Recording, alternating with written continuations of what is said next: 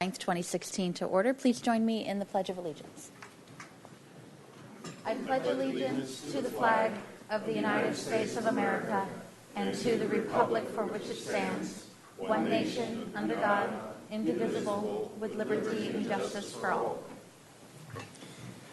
Please call the roll.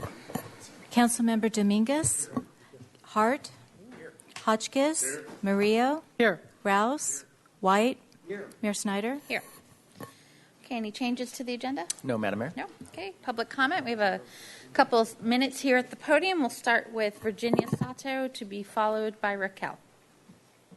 Come on up. Good afternoon. Good afternoon. Hi, my name is Virginia Sato. I'm here because I was assaulted by a RV trailer park trailer in front of my home, 1819 Santa Barbara Street on Friday. It was there was a lot of traffic due to the parade and the fiesta, and I'm in front of my home with an electrician. There were about 3 close accidents in front of my home due to the trailer being so wide, cars having to move over, other cars trying not to hit the cars parked in front of my home, and there were honking and just it was chaos in front of my home due to that trailer park there. I did come to see you at the beginning of the year about the RV parking, and I physically saw people throwing urine out of their truck about midnight. Because of our business, I go home late at night. And I believe you told me there wasn't anything you could do about it, and the police just weren't doing anything about it at the time, and that I'm not quite sure what I was to do as a I was to come here as a follow-up to talk about it. I didn't expect to ever come here because I was assaulted by one of these RV trailers. I went and knocked on her door after about an hour and to ask her to move it forward, move it to another street, but right there was the worst spot that the street narrowed to because of her and the cars in front of my home. She opened her curtain, then closed it, and I thought, well, I waited, and then knocked again. She then opened the door, came at me, and pushed me back, and I called 911 immediately.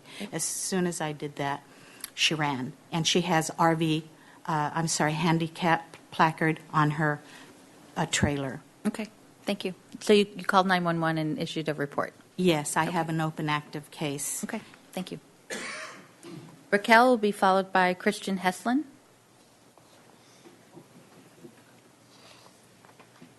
Hello, everybody. I hope so everybody relax after fiestas. Okay?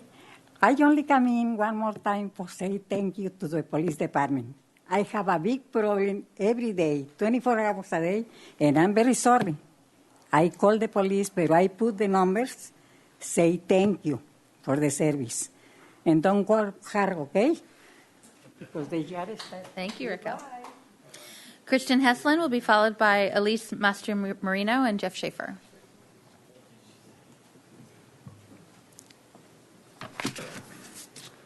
Mayor Schneider, you can members. Move that up if you want, the mic. There you go. There we go. There you go. Mayor Schneider, members of the City Council. I'm speaking today as a member of Uffizi's Orders Youth Justice Program in joint with Ocean Hills Covenant Church. My name is Christian Heslin, and I'm an incoming junior going to Dos Pueblos High School. Being born and raised in Santa Barbara, I have witnessed homelessness and honestly have been raised thinking that all those who are homeless are drug addicts, have mental illnesses, and are all around dangerous people. On several occasions over the past year, I have had the opportunity to engage with our friends without homes in the city, and my views on this small population have changed drastically. The first chance I had to connect with this minority included a common way of introducing people like myself to the world of homelessness, a sock outreach.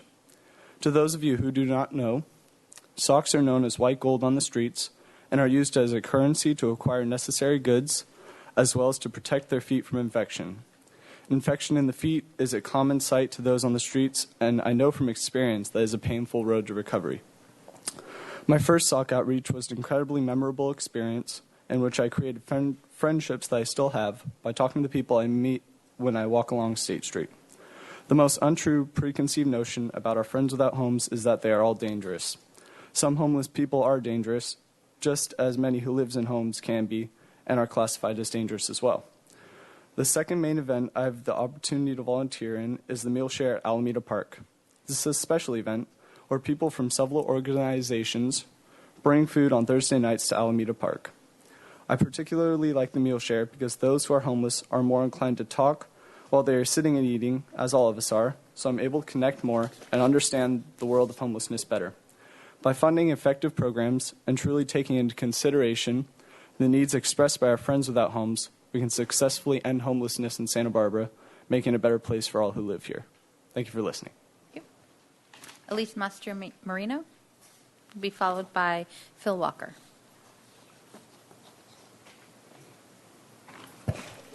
Mayor Schneider, members of City Council. My name is Elise Master Marino. I am 17 years old and go to San Marcos High School. Over the past 2 months, we've been learning about homelessness in Santa Barbara through the Uffizi Orders Youth Justice Program. I also attend Free Methodist Church. Some of the activities we have done include handing out socks to the homeless, helping with meal sharings, and visiting a shower truck. In addition, for the past 5 years, I have participated in Laundry Love, an organization that allows those without homes to do their laundry for free. Through these interactions, one of the most important things I have learned is that the homeless are people too, just like you or me. That may sound arrogant, but I feel like a lot of people have the false idea that the homeless are some sort of subhuman group, when in reality they are just normal people who struggle a little more than the average person. A clean pair of socks can make someone's day, and a shower can give someone a new or better opportunity by giving them a more socially acceptable appearance. These things that taught me that when dealing with the homeless, the little things can make a huge difference. I hope that you can see the need the homeless population have. Our city needs to keep supporting them by ensuring that meal sharing programs continue, programs like Doctors Without Walls continue having funds, and homeless shelters continue opening their doors to the most needy. Santa Barbara needs to keep listening to and supporting the needs of its homeless population. Thank you. Thank you. Phil Walker will be followed by Mark Sheridan. And the final speaker will be David Davis. Good afternoon, Madam Mayor, members of the City Council. I'd like to reiterate a little bit of, I call it Fiesta road rage, my wife experienced on Old Coast Highway going up Harborview to visit a lady friend she's known for decades. Two guys came, she's pretty spot on as far as analyzing events on the street, and two guys came blasting downhill while she was trying to go uphill, and it was close, probably the closest near accident she's had in years. And I attribute it to, you see it all around, the traffic loading during Fiesta, like this lady with the RV was talking about in front of her house. Maybe there needs to be more doubling up on police enforcement, more officers, not just with crowd control, but looking at vehicle problems. Thank you very much. Mr. Davis?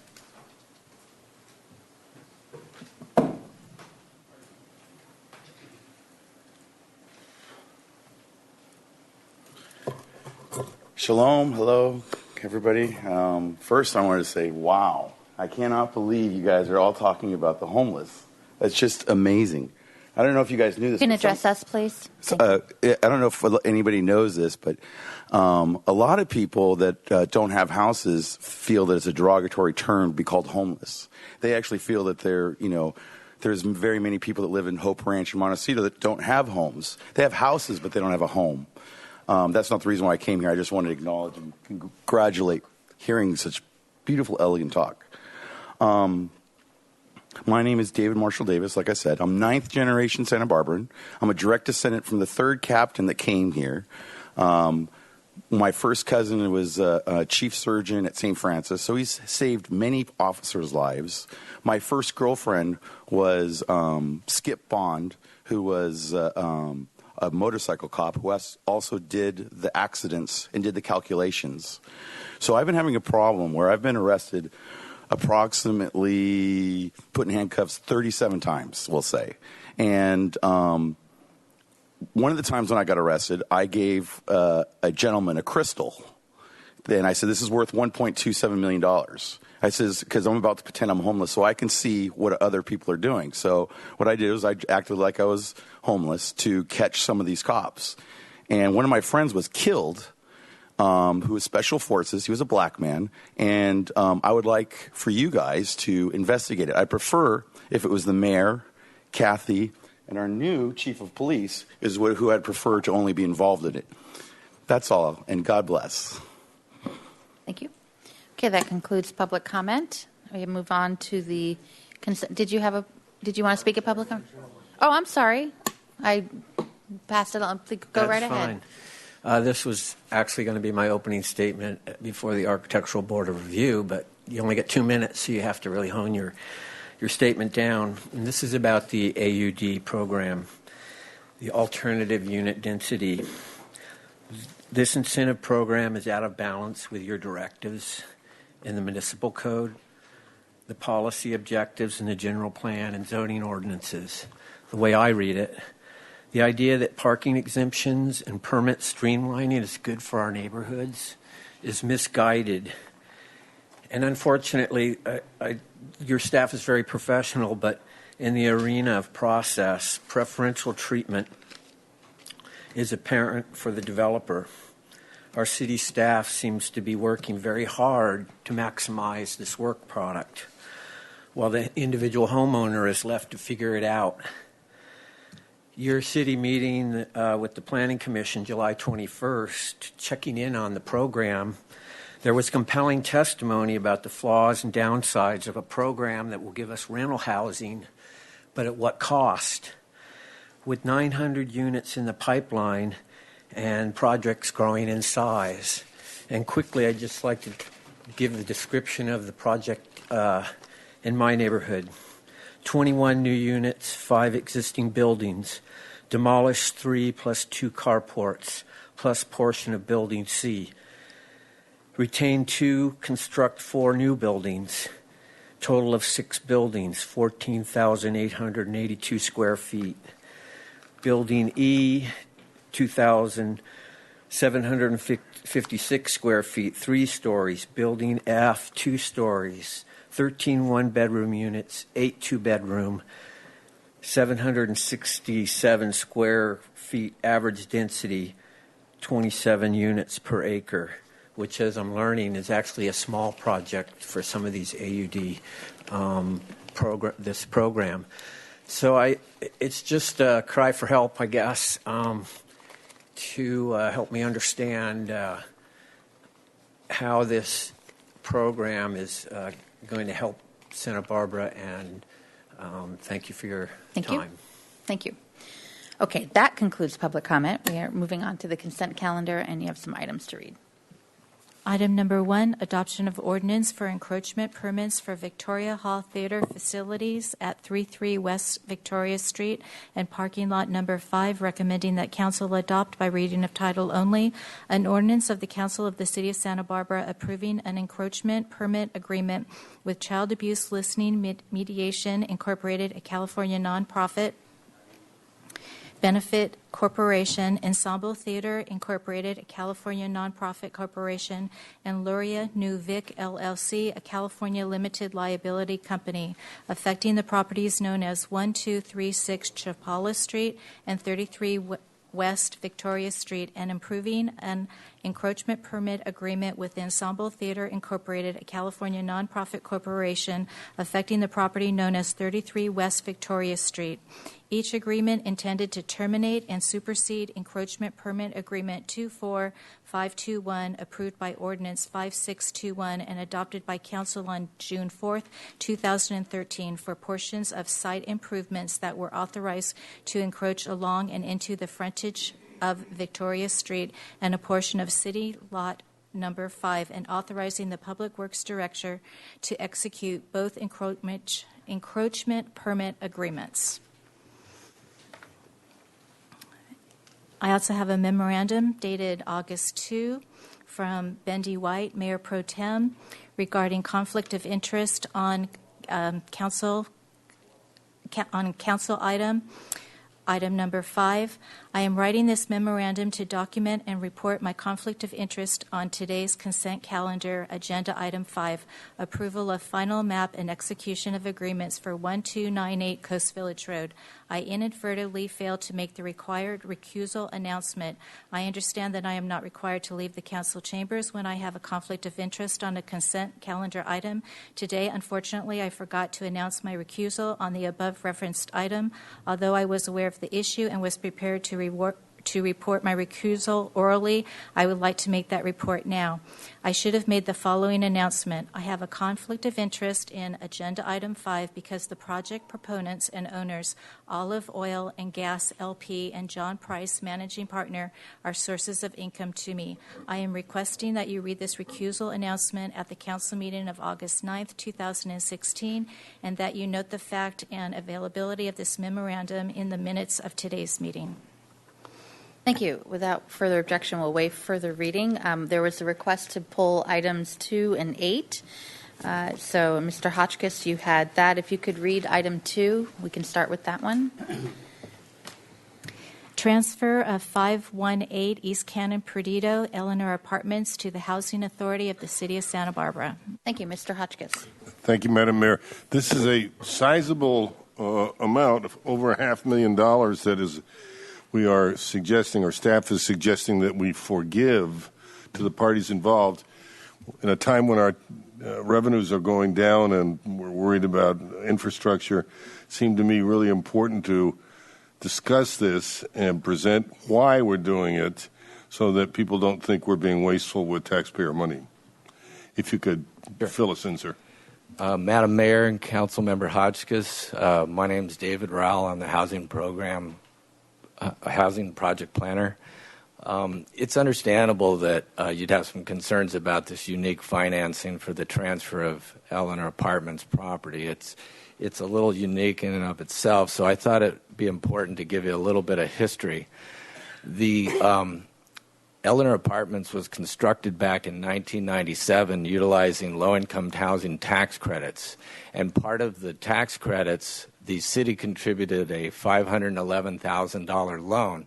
The Tax Credit Allocation Committee requires that that be a loan. It could not have been a grant at that time.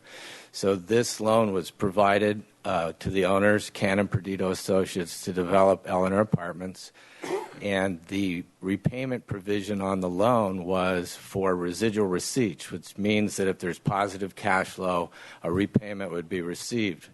Well, given that the tenants in this project are very low income and mentally disabled, the actual rents were quite low and the operating expenses were very high, so there was never a repayment. So fast forward 16 years, and what happens with a tax credit structure is that the initial compliance period ends, and so the owner has an opportunity to sell the property. And Mental Wellness Center was initially approached. They're currently managing the property, and they asked Housing Authority to help them purchase the property. And Housing Authority has made a request to the city to help with the financing gap in this purchase. And so what you have here is accumulated interest that we're waiving. We're keeping the principal. What we're doing is guiding the project to a fantastic owner of affordable housing, keeping the same entity, Mental Wellness Center, operating and managing the property, making it seamless to the tenants, adding an additional 19 years of affordability. And upon transfer, because most of these tenants are provided Section 8 vouchers, and the fair market rents, exception fair market rents for these vouchers has gone up, we anticipate actually receiving a payment going forward once there's a transfer to the new owner's Housing Authority. So do I understand that whereas in the past we weren't able to pay this loan down, now we will be able to? That's the expectation. And will it ever be paid off or not, do you know? I have Mr. Rob Pearson here if you'd like to. You want to make an estimate, guesstimate?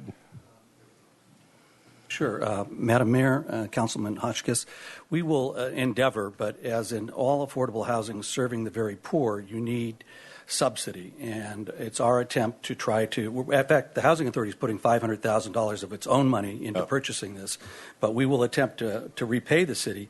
But early on, with previous councils, there's been discussions whether we should set these up as grants to the Housing Authority, because ultimately, all of the Housing Authority's real estate is owned by the city. You ultimately, if the Housing Authority was to fail, all of our assets would go to the city.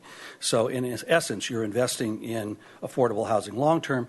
To answer your question, if we have good cash flow, we would like to pay that money back, because we intend to go back and ask to borrow it again for some future project, because it is money that can only be used on affordable housing. I think David Rowell would confirm that for you. Has there been enough? I don't know to whom I should address this question. Has there been enough to keep the place up well and not just let it go downhill?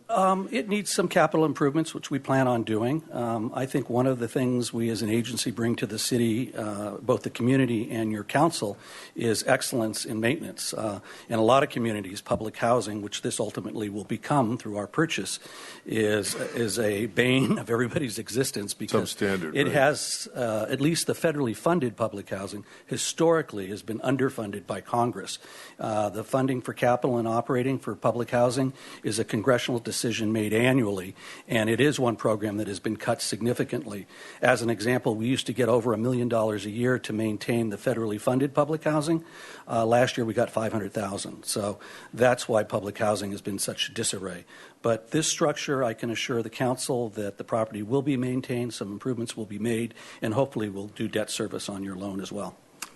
Thank you both. I think that's good clarification. Thank you, Madam Mayor. Thank you. Mr. White had a question. Thank you, Madam Mayor. I want to make a comment as well. This is a great project, and I've had the privilege of participating in it when it came through the Planning Commission 16 years ago, whatever it was. And no one could dispute one iota of the function of this project. I think what caught my attention when it came to Finance Committee was this. There's a stacking of subsidies here. Thank you. Where you start with the city putting in a loan, which they would like to have made it a grant, but it became a loan that's got negative amortization to it. And Mr. Hotchkiss caught that as a red flag. There are subsidies of there's some sort of subsidy on tax credits, which the private applicants get. And there's Section 8 subsidies that come in. So this, of course, is the work of the Housing Authority and others, and this was not a Housing Authority project to begin with, but it's a stacking of these various subsidies. And the piece that I think that we and our successors can continue to be educated on is to have a look at the full lifespan of a project such as this. This project then is being sold to the Housing Authority. All of these subsidies go in, and then it's being sold. I could see in bad situations that there'd be a windfall that would be inappropriate. I expect this crew, the group that has been working on this over the years, is amongst the best that there is certainly in this region, and probably the best in the state. So I have every trust that this is working out right.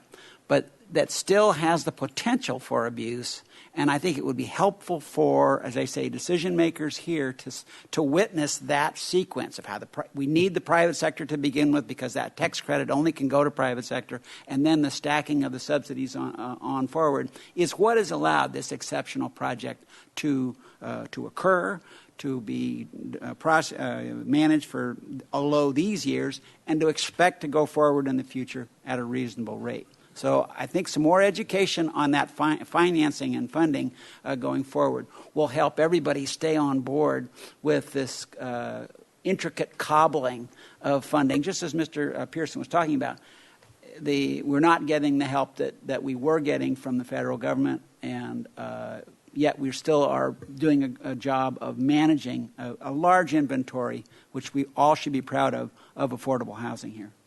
Thank you. Mr. Dominguez? Yes, the Finance Committee took a look at this project last week and went over the numbers, and we were, I think, unanimous in our support for it. It's in my district, in the 1st District, and I've had occasion to walk through there a few times. and talked to the residents, and it's serving a great need in our community. And we're losing some of our very low affordable housing because of the AUD. Someone talked about it in public comment that it's 900 units. It's up actually to 1,000 units now. So the number one rule in affordable housing is preserve the stock that's out there because it's so darn expensive to replace. So this is not necessarily preserving it because of the constraints it would stay affordable housing, but it does extend the life of it, I think, for another 19 years or so. And it also preserves the special community that we've got there and Housing Authority's ability to work with that particular community and with the Mental Wellness Center, who's going to be doing the management. So it's a great project with a lot of great people involved, so I'm really excited about it.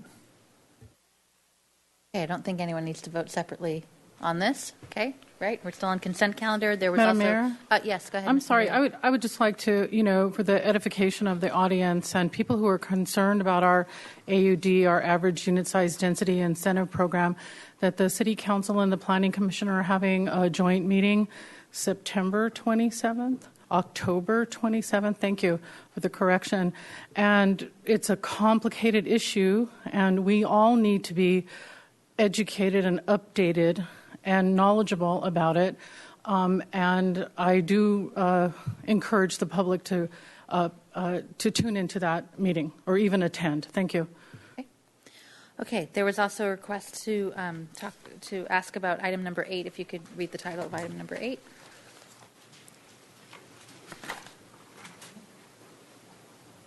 Montecito Water District Funding Agreement.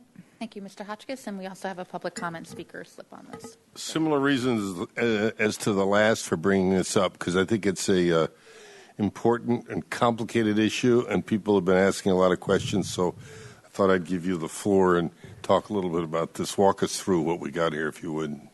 Madam Mayor, Councilmember Hotchkiss, Joshua Hagmark, Water Resources Manager.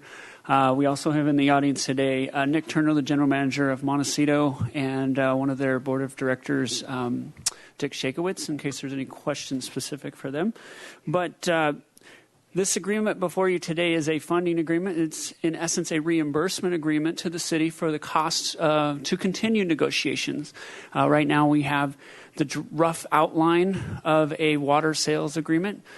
And to take the next steps to really drill down in that, we require the needs of technical and legal services, and this contract kind of embodies that and is a first step to kind of trying to reach some type of agreement. We expect it to take a couple months at this point to get to that point. There's still a lot of work that needs to be done.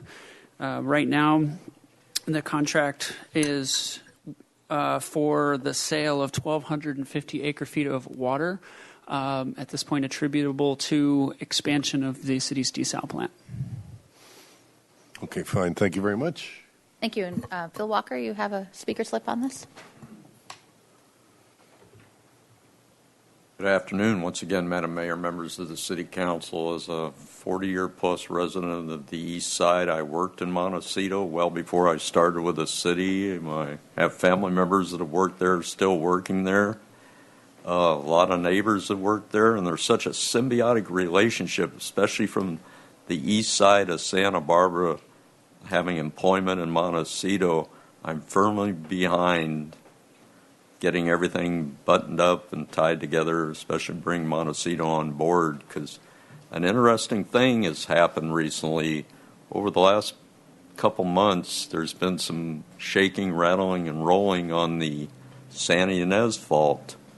And the desal plant is on this side of the Coast Range, and it's a very good backup.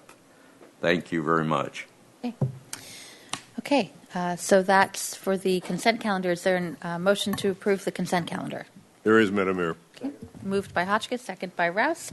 All in favor? Aye. Aye. Okay, that's unanimous. Thank you very much. Report from the Ordinance Committee. Mr. Hotchkiss, I think you were chairing today. I was. Thank you, Madam Mayor. Mr. Rouse had to recuse himself because of his conflict with since this was a matter of slip costs. We extended or recommended to the City Council that we extend the period of time people may sell their slips or transfer their slips from 120 to 180 days. And secondly, through some sort of complicated machinations, it turns out what we had planned before and slip transfer was holding things up rather than speeding them up. So we removed a $4,000 slip transfer charge. That's our recommendation to the City Council, and Ms. Murillo might have a comment. I think it was the assignment fee. Yes, assignment fee. Thank you. Great, thank you. Okay, item number 13. Fiscal year 2017, water rates, public hearing, and adoption of resolution amending a portion of resolution number 16-044 establishing water rates and fees, recommending that council adopt by reading of title only a resolution of the Council of the City of Santa Barbara amending resolution 16-044 and establishing certain water service rates and fixed monthly service charges and metered volumetric charges. Thank you. Ms. Dyer, when you're ready. Go ahead. Good afternoon, Madam Mayor, members of the council. My name is Kelly Dyer. I'm the water supply manager. I'm here to present the fiscal year 2017 water rates.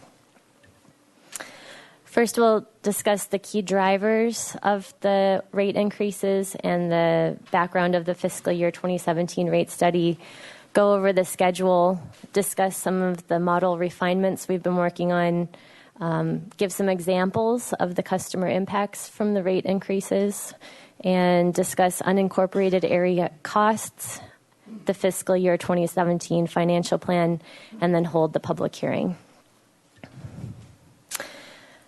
The key reason for the proposed rate increase is to generate revenue because of the financial impacts of the drought. It's unfortunate that the drought has lasted as long as it has. We're going into our 6th year now of a critical drought, very serious, the most challenging drought we've faced. And so we have had increased costs for our water supplies as we've had a lack of surface water from Cachuma and Gibraltar. We've had to work on water supply from desalination, increased groundwater pumping and treatment. We've secured supplemental water purchases delivered through the State Water Project.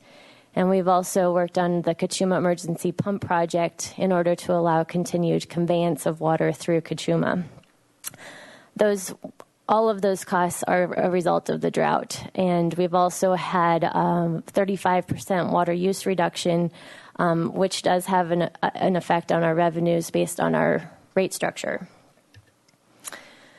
So for the fiscal year 2017 rate study, we're building on the 2013 rate study, which was a comprehensive plan that really established our rate structure and the way our rates are designed. And we've updated our model to include the financial impacts of drought, both on the cost side and on the water use side, and have developed rates that meet Prop 218 requirements. There's a detailed cost of service analysis associated with that. And we have rates that meet California Urban Water Conservation Council requirements. The city conservation is extremely important to the city, and I think we've seen that in our community response to this drought. As one of the leaders in the California Urban Water Conservation Council, the city does meet this requirement that 70% or more of our revenue is generated from volumetric charges. And this really allows our customers to control their water bill. If a low water user will have a lower water bill, and a higher water user will have a higher water bill.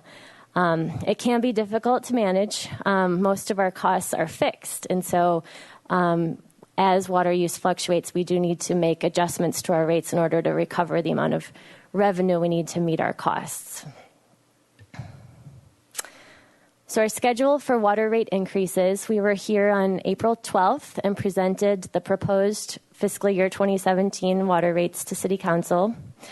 Shortly after, we mailed the Prop 218 notice, which a copy is included in the council agenda packet. And then we've continued review of the water rates model. And on June 14th was the scheduled rate hearing, which was opened, and then continued for further review of the water rates. And here we are today on August 9th to continue the hearing and propose adoption of water rates and they'd become effective immediately. The new rates would begin to appear on water bills starting in mid-September. So the additional time that was needed for review of the model was related to the volumetric water rates. We wanted to confirm that the rates are consistent with council priorities. And the city has several potable water sources, and each of those sources is allocated to the different customer types and tiers, and this is associated with the supply unit cost, which makes up a portion of our volumetric charges. So those priorities are, for the first priority, we have Tier 1 agriculture, which is efficient irrigation use for agricultural purposes. Those uses existed before other types of use, so they would receive the lowest cost water. And then the second priority is Tier 1 residential, which is for basic health and sanitation needs. Tier 1 recreation, which is efficient irrigation of public spaces and parks. And the third priority is Tier 1 commercial and industrial, which is base needs for commercial and industrial use.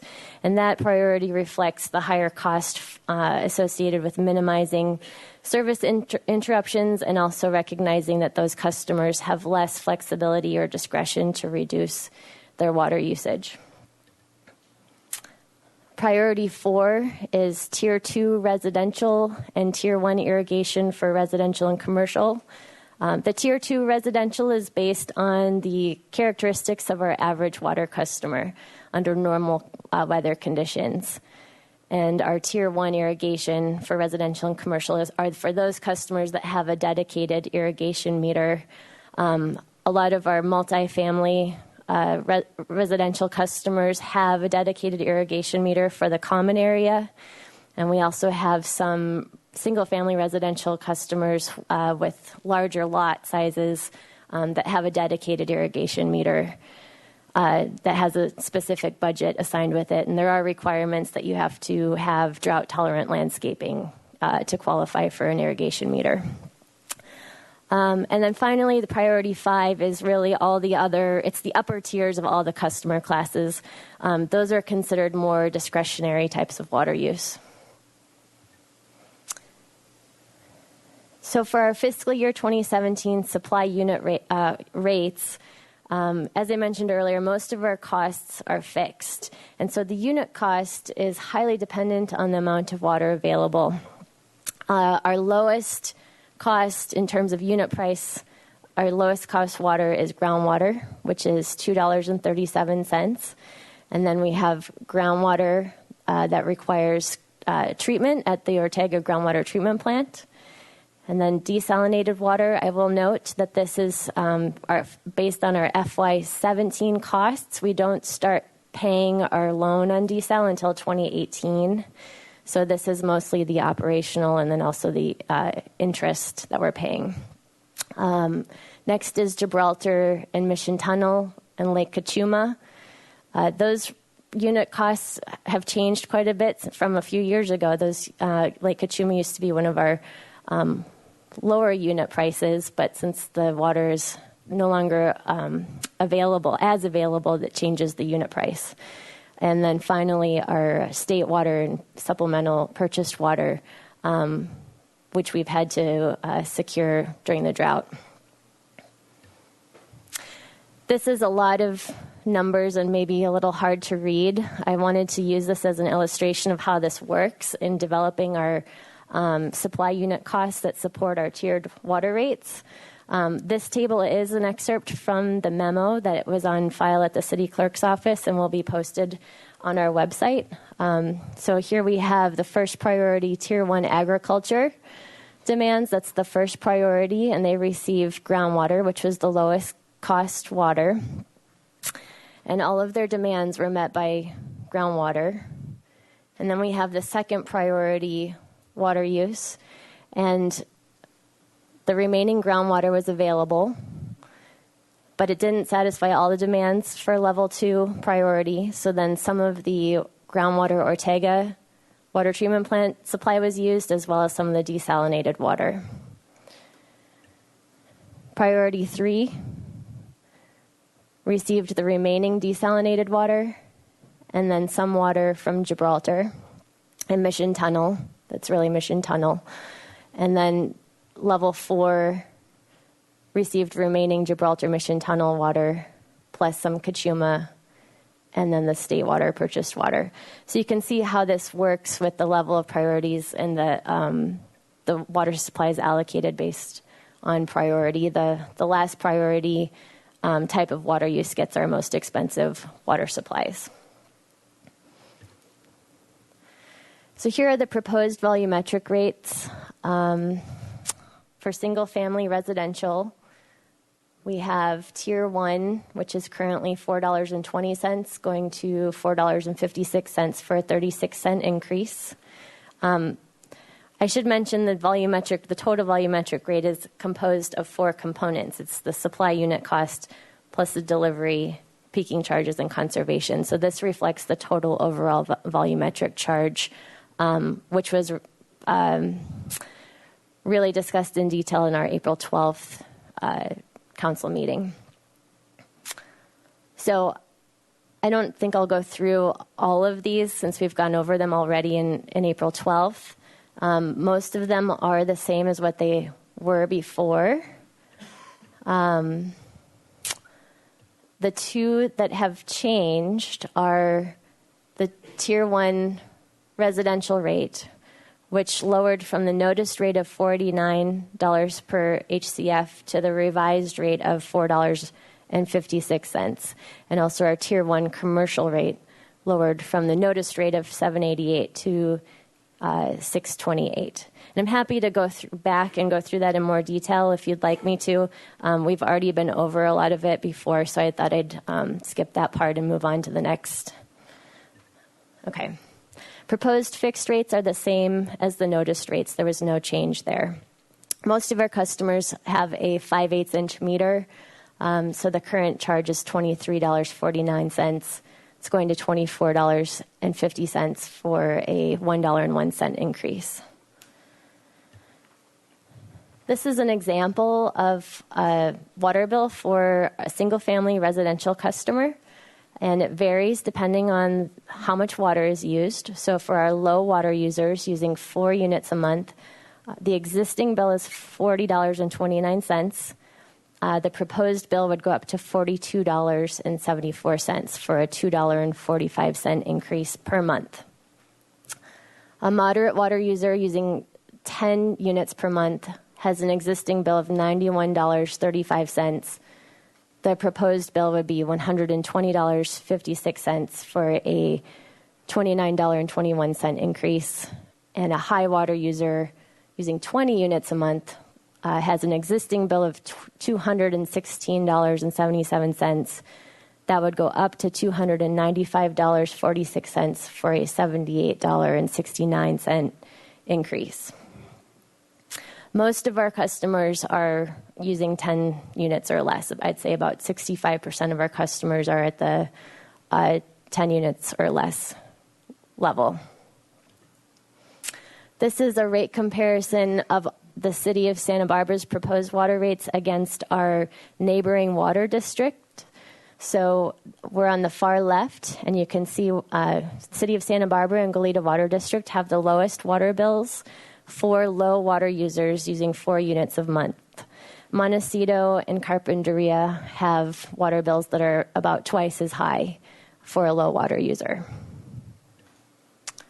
For a moderate water user using 10 units a month, we all fall in about the same range. It's $120 a month for City of Santa Barbara.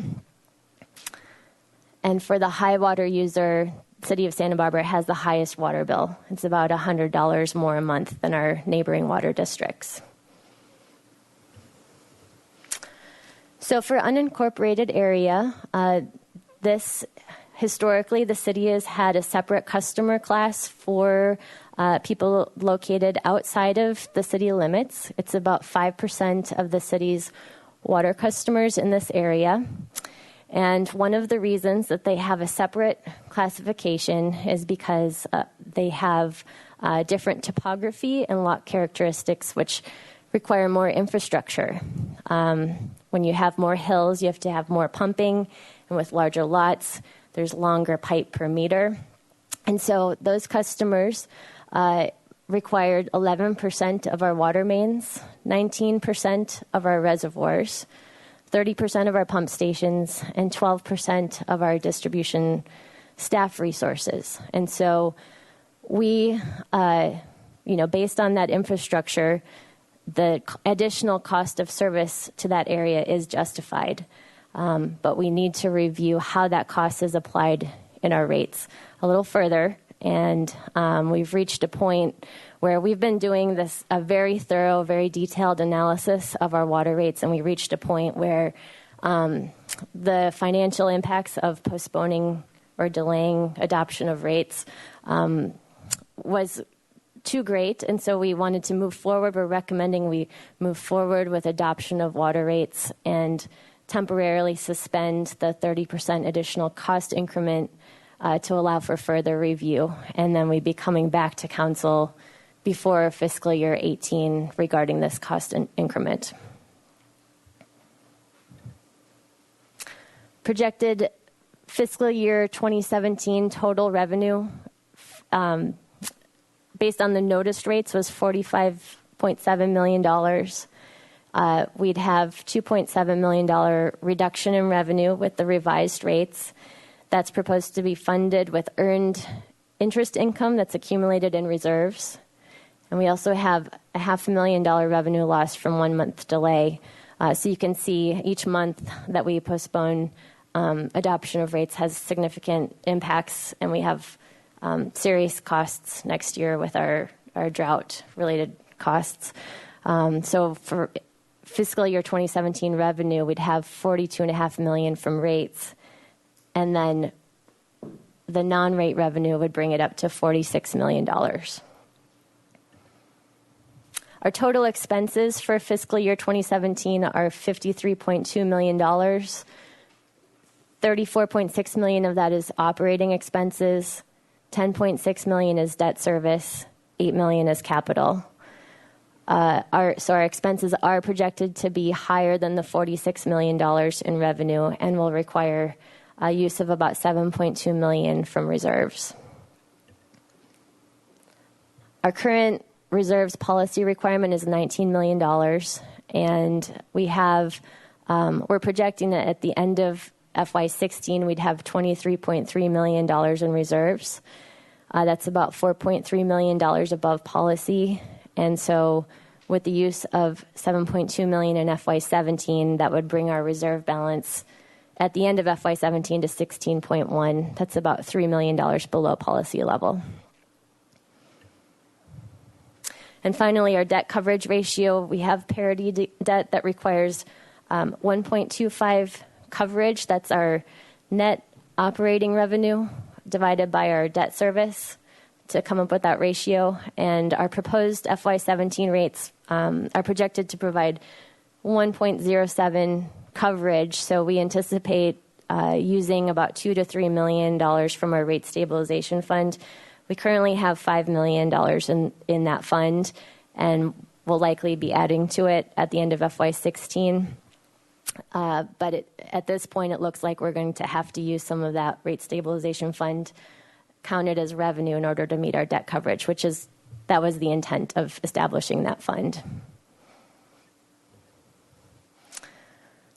So financial planning next steps.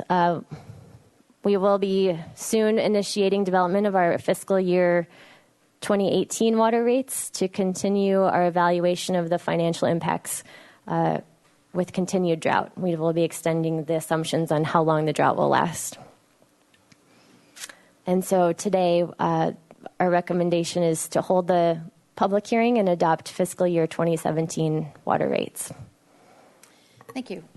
Do we have any questions from council before I open the public hearing?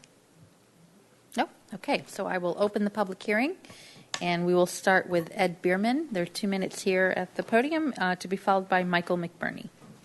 Welcome.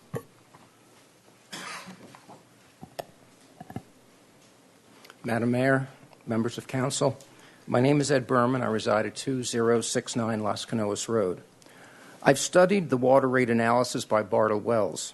and I've concluded that it provides a very weak justification for compliance with Prop 218. My concern is that the proposed rate structure may very likely become the target of a successful suit against the city.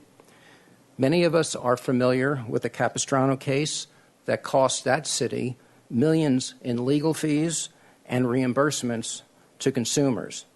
Very simply, failure to justify that the costs of delivery are aligned with the rates being charged is a violation of Prop 218. First, the analysis fails to demonstrate that the actual costs of delivering water are differentiated by user class. Instead, as we were just shown, it proposes that user classes and subclasses deemed high priority should be charged for the least expensive water, and classes and subclasses deemed low priority should be charged for the most expensive water. Second, the rate analysis perpetuates the use of tiers within user classes. Although, again, as we saw, the fees for each tier are not justified by the actual costs of delivering water, but instead what is considered normal use and what is considered excessive use. Third, the rate analysis proposes, and this was not pointed out, that conservation costs should be borne exclusively by a small subset of users, really for punitive reasons. Remember, an inherent principle of Prop 218 is that no property owner pays for more than his or her proportional share of the total costs. If conservation costs were allocated equally across all users, the cost for conservation would be 28 cents per unit instead of $6.21. Thank you. Thank you. Michael McBurney will be followed by Lawrence Thompson. Good afternoon. Thank you for that presentation. That was fascinating. And part of my questions or my concerns, I think, were addressed by the hold on the 30%. Is that correct? Could you clarify that? Can I ask you? After public comment, we'll get Okay, that very clarified. good. Let me just read a portion of a letter that I had written before, but it addressed that specifically. Of particular concern to me, this is regarding the water rates, of course. Since I live outside the city limits, the 30% surcharge means we would have to pay 30% in addition to the rates we just saw there. And that's, of course, an even greater increase. I wanted to note to keep in mind that those of us who live outside the city limits often have more landscaping to maintain than those that live inside the city limits. In addition, and maintaining that landscaping is of benefit to the entire community. Much of the beauty of our city lies outside the city limits, and everyone would suffer if county landscaping is allowed to dry up and die. In addition, the risk of fire increases dramatically in the county, and of course, that is of concern to even the city residents.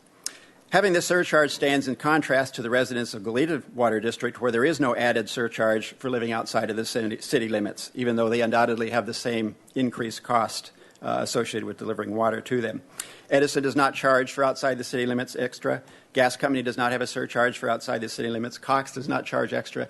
Water rates are unique in that. Part of the concept of a utility, in my thinking, is that all of the costs are shared equally by everybody in the community. And just because one person has a little bit less cost involved doesn't mean that they are in a different rate structure. But I look forward to hearing exactly what that 30% hold would be and when the meeting would be about that. Great. Thank you. Thank you. Lawrence Thompson will be followed by Denise Adams. He had to leave? Okay, so there's a letter here that I will forward and send to the... There's a copy of a letter that I'll give to the clerk and give to my colleagues. Denise Adams will be followed by Deborah Kirchhoff. First of all, hi, greetings. I want to thank you all for your serious consideration of the issues that were presented to you again in April and for your responsiveness to the issues of those of us in the unincorporated area. I can't speak for other areas because staff is analyzing the issue. I would like to request, though, that you consider appointing a task force to look at this so those of us in the unincorporated areas could feel like we're participants in the process and to seriously look at the issues, because I guess my basic third grade position is taxation without representation would be helpful. What I wanted to address today is just my neighborhood, because that's what I really know about and what I studied. And in my neighborhood, Montecito Vista, which is 12 homes, We are part of the Montecito Vista area, which was developed after 1977, the Sycamore Fire, and we're a very unique area under the Barker Judgment. So under the Barker Judgment of 1906 and my canon will serve letter, one lot over the county line, and my neighbors in the city, everything's identical. So I want to thank you for your consideration of our unique situation. Again, I can't address what agreement you have, and I understand it may cost a lot more to take water uphill to Montecito Peak or far areas. I understand that, but I think everyone in the unincorporated areas would feel better if they had some level of participation. I understand, having been to the water committee meetings with Councilman White, the drought and all the demands on you as our leaders are so severe, and on Josh and his staff. There's really not time to really look at this, but I think people would feel better if they had some level of participation, whether a special task force or whatever, so that there's better understanding. And then at some point, maybe after 2018, look at perhaps appointment of an unincorporated person on the Water Commission, if that's doable. But again, so far as my neighborhood, thank you for your consideration. And I have historically, as you know, since 1987, I've viewed the upcharge as unlawful, and I have the city water main on my side. Thank you. Thank you. Deborah Kirchhoff, and the final speaker will be Ted Tedesco.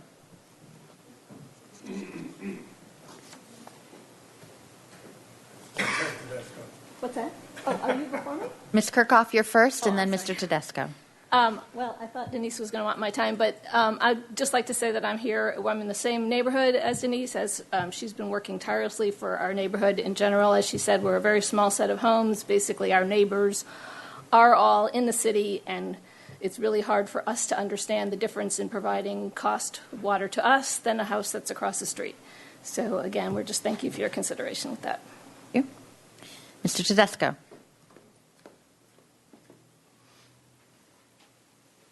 Thank you very much, Madam Mayor, City Council members, staff.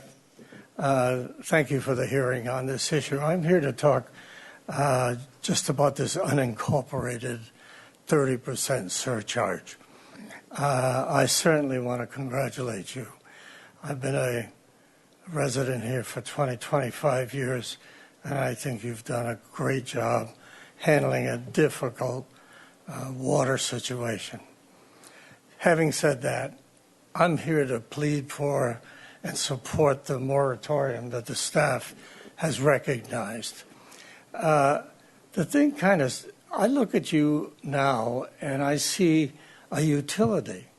I don't see the city council and the mayor. You run a good utility. And so as a utility, you really look at customers through a variety of prisms, and the in and out prism doesn't work for me. I live a half a street from the city limits, and yet because of that half a street, I pay 30% more. That's not a killer. I'm not worried about that. What I think we ought to really look at is, if you're going to want to run a utility and begin to think about it in terms of the way utilities work, both for water and sewer, look at us as customers and not apply the density and the topography principle, or it costs more to do this versus that, because you can just drive around the city and see the same characteristics in topography and in distance or area of a lot, and you kind of think, when did I become second class? 30%. No, that's not a big hassle to me or anybody else, and I don't want to impersonate somebody who's worried about that. So please look at it. The staff wants to look at it, but take another look at it. If you're going to, maybe a different way of slicing the rate structure makes sense. So it's just another look that I think you ought to kind of examine, test the staff, and see what options might exist. Thank you. Thank you very much. Thank you. Okay, that concludes the public comment. Ms. Dyer, if you could actually explain, there was a question about this process of the Mission Canyon area and the 30% and what happens next? And Sure, Madam Mayor. The additional cost of service is justified for serving those areas outside of the city. Really, as a customer class as a whole is what we look at. The general characteristics. So we're not, if an individual is within a customer class, we're looking at the cost as a whole to that customer class. That there is an additional cost of service. How that cost is applied in our rates is what we're reviewing further, and so we'll be coming back before FY18 regarding the cost increment. Meaning before June 30th of next year? Yes. Okay. Mm-hmm. Just to translate FY18. Okay. And that'll be all part of our budget hearing process and 218 noticing. Okay. Okay. Mr. White. Well, thank you, Madam Mayor. This clearly has been a real challenge for the city as a whole to confront these issues on our water rates in the midst of one of the real surges in cost and one of these surges in workload for our staff. And I think that we're making the best of this situation for this year. I look forward to the conversation about the 30% amendment next year. There's a range of thoughts on that, but I won't go into those now. I support the staff recommendation and would be ready to make a motion to move forward with that after we have discussion. Okay, Mr. Hotchkiss. Thank you, Madam Mayor. Quick question. Gibraltar water and Kachuma water used to be our least expensive, is that correct? And Excuse me, Madam Mayor, Councilmember Hotchkiss, that's correct. Kachuma is one of our least expensive in unit cost. So when you take the total cost divided by the total amount available, the unit cost was one of our lower cost sources several years ago when we had our full allocation from the Kachuma project. I see. The cost of delivery has gone up, or the units have gone down? I'm not sure where we get the difference. So the cost is relatively fixed. That stays the same, but the amount of water available has gone down, so the denominator is much smaller, causing the unit price to go up. I see. Same with Gibraltar. Mm-hmm. Okay. We're talking a lot about individual tiers, et cetera. On our existing bills, is our tier, if you're a resident or a multifamily rental unit or whatever, is your tier denoted, and is your actual usage denoted? Councilmember Hotchkiss, yes, it is on the bill. The people on their water bill should be able to see how much water in each tier that they're using.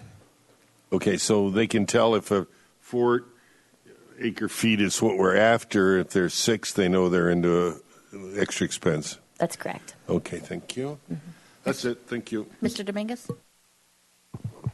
And just a slight caveat to that last point, because I've always been a renter. I've never actually seen a water bill because my landlords pay it, and it just gets worked into my rent. So I'm not sure what tier I am, and I do my best to conserve either way because I don't want to get an increased rental rate. So maybe there's something we could do to shift that equation around if it seems like that might be worthwhile. But I wanted to ask, Ms. Adams talked about a task force, and I think that's great. You know, Santa Barbara relies heavily on boards and commissions and volunteers from our community to do great public service.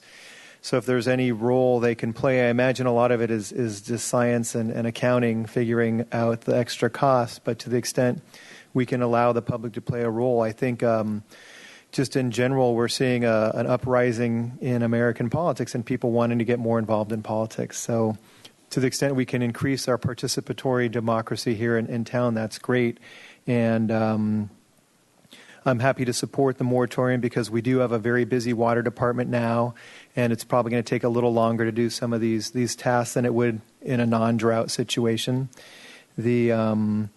The gentleman that talked about, having lived here for 20 or 25 years, I think the flip side of that coin is if you bought in 20 or 25 years ago, and I don't know your situation, you're probably doing really well off compared to some of the newer residents in Santa Barbara. So I'm glad you were able to you mentioned the flip side of the coin too. And then the water rates that were shown up here compared to some of our neighboring communities, again, you're paying a little more because you're up on the hillside, but you're still possibly paying less than neighbors in other communities. And you mentioned Goleta in particular. Goleta has an interesting history because of the way it was formed in the LAFCO process. It didn't actually create a contiguous border that includes all of its areas, and it doesn't go into some of the creek and watershed areas that the Santa Barbara's water users reside in. So it's not exactly a completely safe comparison. And there's lots of externalities in the water system. I'd certainly say, you might have to pay more for your water because of gravity and the hillside and the spectacular physics of the situation, but there's a lot of externalities that you benefit from your geography and topography. If you look at, go to California EPA's EnviroScreen, and it does a comprehensive analysis of environmental hazards and environmental costs statewide, but in particular to the city. And there's a lot of externalities that you're benefiting from that aren't captured in any of our utility costs. So it's a very interesting thing to look at. If you're going to look at it, be completely comprehensive. Don't look solely at the water costs, because I think you'll see that there are a lot of benefits that you're getting that are often tangible and sometimes intangible. So I'm going to support the staff recommendation. Thank you. Just to follow up, Mr. Kahlon, the Water Commission's in our charter, correct? And I think even the membership requirements, so if we ever wanted to change that, it would be a vote of the people to change the charter, do we know the answer to that off the top of your head? Madam Mayor, members of the council, certainly the items within the Water Commission's jurisdiction are spelled out in the charter. There's nothing to stop the council from creating a task force to look at different issues. Right. There was just also a request to add a non-city resident to the Water Commission, and I don't know if that in and of itself would require a charter amendment. That would be problematic without an amendment. Got it. Okay, Ms. Murillo? Oh, thank you, Madam Mayor. I'd like to acknowledge the people who have concerns about our water rates, and especially the 30% extra living outside of the borders. I appreciate where you're coming from, but I do support staff in their diligent work to calculate these rates compliant with 218 and the other copious regulations. So I am ready to support the recommendation as well. Ms. Adams has an interesting legal argument, which she's laid out for me. I think that is a matter for our legal department and our staff, and there's some documentation that needs to be analyzed and adjudicated, so to speak, through our legal process. I do not support a task force. The public, whether they're residents or living outside the city, are so welcome to come to our public meetings, and welcome to come here, the Water Commission, and so I'm ready to support the motion. You haven't made it yet, but I'll second it. Councilmember White. Okay, Thank you. Why don't we, Mr. White, if you want to make the motion, then we'll. Well, why don't you make the motion, since everyone keeps talking about this motion? All right. And then All I'll right. get to Mr. Hart. I would move the staff recommendation, and I would also. We got some comments, so let's start there. I do have one more comment after that. Okay, after Mr. Hart. So Second. motion by White, second by Murillo. Mr. Hart. So I will support the motion, and I think that the staff presentation with the slides, particularly slides 9 and 10, that show the supply unit rates in fiscal year 17. In fact, if you could put that up. I think this is extremely helpful, and I really appreciate you putting it in this kind of a format, because I think it really makes this process very transparent to the public. There is no black box here. This is that right there. Those are the costs to deliver water to customers. And then the next chart shows how those costs are allocated by the customer classes. And it's all right there. You can see that as the cheaper water is exhausted, we run out of it, we need to move to the next most expensive water source, and then to the next most expensive water source. And that's, the math is right there. It's transparent. It's completely available to anybody. You might disagree about the priorities, and I think that's something legitimate, and we could have a conversation about that. But there isn't any way, I think, to to be concerned about the math as per Prop 218. I think that's exactly why we've taken extra time to make sure that this is clear, it's transparent, and it's defensible. And I appreciate that that's what staff's doing about the customers that are outside the city limits, making sure that we have documentation and the facts to base the rates. I don't know that if I would use the word moratorium on this. I think it's more like we're pushing the pause button to make sure that the information is available and clear and transparent to justify those costs. We haven't had time to do that. It's just simply a matter of taking the time to do that. And there's a lot of things that the water department's doing in the middle of the drought. But I don't want to give the false impression to the folks here who are here asking for a permanent reprieve from that additional cost increase, that this is a change in policy. This is really more realistically just responding to the need to be clear and direct and transparent with the costs. We're going to do that work. We're going to come up with those numbers. We're going to have a chart like this that demonstrates that, and the chips are going to fall where they may, and we're going to have to charge the fees that it costs to bring that additional increment of water beyond the city limits, because our primary responsibility is to city residents, and the secondary is to customers that are part of our water supply agreement but are not necessarily city residents, and that just is the way it is.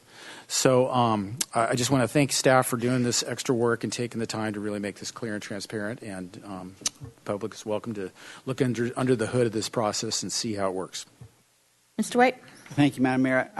Just to acknowledge that Mr. Tedesco is a bit of a ringer here. He's actually a former city manager of San Jose and has struggled with budgets during much of his life. And I look forward. I hope that we can speak offline on this topic in detail, because it is a tough one, and I look forward to doing that with you. So. Great. Thanks. I also want to just thank staff for working on this and taking the extra time to do it right. And we look forward to seeing the analysis moving forward. I do note the $7.2 million use of reserves in order for us to balance this budget, and we're thankful that that is due to good planning over the years that we have that money, even though it slightly dips into our policy reserves. But most of it actually is due to other planning that allows us to have the money even above reserves in order to use it. Hate to use rainy day fund, but that's really what it is, right? So that's I think good on our part over a long period of time, and how much care it takes to do it right. So I want to commend you on that, and we look forward to the future conversation. I think we'll have quite an interesting discussion between now and June 30th about what happens outside city limits, because we'll see what that analysis brings. So I, too, will be supporting the motion, which we have. Motion by White, second by Murillo. It's for the staff recommendation. And all those in favor, please say aye. Aye. And that's unanimous. Thank you very much. Thank you. Okay. All right. Item number 14. Development impact fees.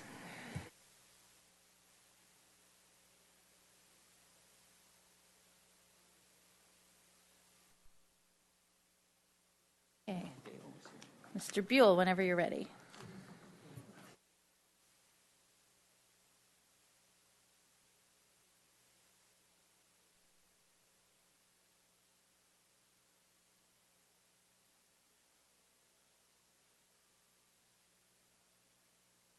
Madam Mayor, members of the council, I'm George Buell, Community Development Director, and this afternoon we're going to be bringing to you, as requested, I believe it was during the Public Works Department's Capital Improvement Program budget, information on development impact fees.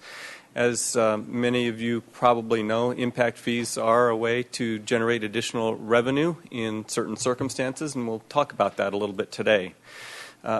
I'll start off with what a development impact fee is. As you can see on the screen, it's a one-time exaction charged by a city, in our case, to an applicant in conjunction with a development project for the purposes of defraying all or a portion of the costs of public facilities related to that project. Key in this is the cost of new public facilities. This is not a way to pay for existing facilities or rehabilitation of those facilities. A development fee is not a special tax or assessment.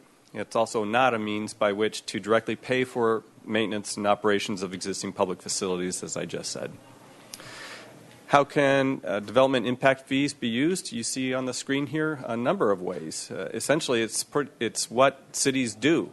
In addition to the list that's on the screen here, there are ways to collect development impact fees for affordable housing, for administrative public facilities, as well as police and fire facilities. I'll get into a little bit about the methodology about development impact fees. They're based on the facility demand of the type of proposed use measured by its type, size, and location. The residential uses are usually differentiated by type and size of the unit, and non-residential uses by the amount of floor area. And I'll have a table later on in the presentation to kind of lay that out. You'll see how it works in some other communities that have those. It's also in your council agenda report. So why would we be considering development impact fees? One, it reduces pressure to raise taxes and fees. It also frees up existing funds for existing development to pay for facility maintenance and rehabilitation. Where are they most common? In communities that do not have sufficient capital facilities and where there's great potential for new and significant redevelopment. In other words, where there's additional square footage being added in commercial areas or new residential units being added to the inventory within a city. Here's the table that I was referring to. And so these are surrounding communities. Obviously, there are about 90 communities, 85 to 90 communities in the state of California that have development impact fees. And this lays out the amounts that would be collected for these theoretical projects. In the case of the single-family residences, it's a theoretical 2,000 square foot home on a 10,000 square foot lot. And on the commercial example here, it's a 5,000 square foot retail commercial establishment. And as you can see, they do generate significant money for these jurisdictions. In Santa Barbara, we only have one impact fee that's now in effect, and that's our school impact fee. We don't issue building permits. When it applies to a project, we don't issue building permits until we get confirmation that the impact fee has been paid. We previously have imposed traffic improvement and other programmatic assessment fees to address infrastructure deficiencies. But since the early 1990s, the focus has been on alternate transportation modes, not road widening projects. Before I go on to cautions, I would point out that attachment number 2 to your agenda report lays out some of the or a section from our general plan, or sections from our general plan that speak to it was contemplated in the general plan that council might want to implement development impact fees. In addition to attachment 2 are a number of projects that were identified in the city's circulation element. And in that element, there were well over 20 projects identified as candidate for development impact fees as well. I can provide that to you if you'd like. Now, cautions on development impact fees. One, they're costly and labor intensive. In order to just prepare the report, or to implement the fee rather, and a poorly planned fee program can result in collecting too little money or too much money and thereby exposing the city to legal challenge. Another caution is due to the built-out nature of the city, development impact fees may not generate enough money to pay for the incremental growth anticipated over the next 20 to 30 years. On the other hand, we can do a study to estimate the potential funding that might be generated based on our general plan and what we're seeing in terms of trends of development. A development impact fee study, it establishes the legal nexus between the projected burden of new development and the city's infrastructure need. It also establishes which land uses demand certain public facilities or infrastructure. And I'll be very careful here because it gets very technical, and this is where the legal part comes in that Ariel might speak to if you have questions related to this. But the demand to capacity ratios for different capital facilities would be calculated and estimates generated for the cost to meet a prescribed level of service for the anticipated population. And consideration given to any development types that might be exempted from paying impact fees, such as affordable housing projects or community benefit projects. So in other words, if the City Council were preferred to exempt certain types of projects, you could do that if you so chose. budget and financial considerations. Major work effort is required on a project like this. It would require multiple staff in multiple departments, resulting in a lot of time going into something like this. Staff, we do recommend bringing on an experienced consultant that can help us think through and walk through the way that we're approaching the fees, what projects we would anticipate, and how to put together a solid methodology that would stand up to potential legal challenge. The fee estimate here is $50,000 to $75,000. I based this on conversation with a consultant that has worked in a similar sized city. Depending on the complexity of the project, it could go up further than that. It could be less than that if we were to keep it relatively simple. Estimated time, I would say 1 year, just realistically, knowing how long these take to put together and then to run it through our review process. Staff's recommendation at this point is that Council discuss the potential merits and drawbacks of development impact fees and direct us if you would like us to continue to work on the subject. That concludes my presentation at this time. Thank you. We do have some public comment. Any questions first? Mr. Rouse? Thank you, Madam Mayor. Mr. Buell, you had a kind of a menu, a list of things that DIFs can be, the revenues can be used for.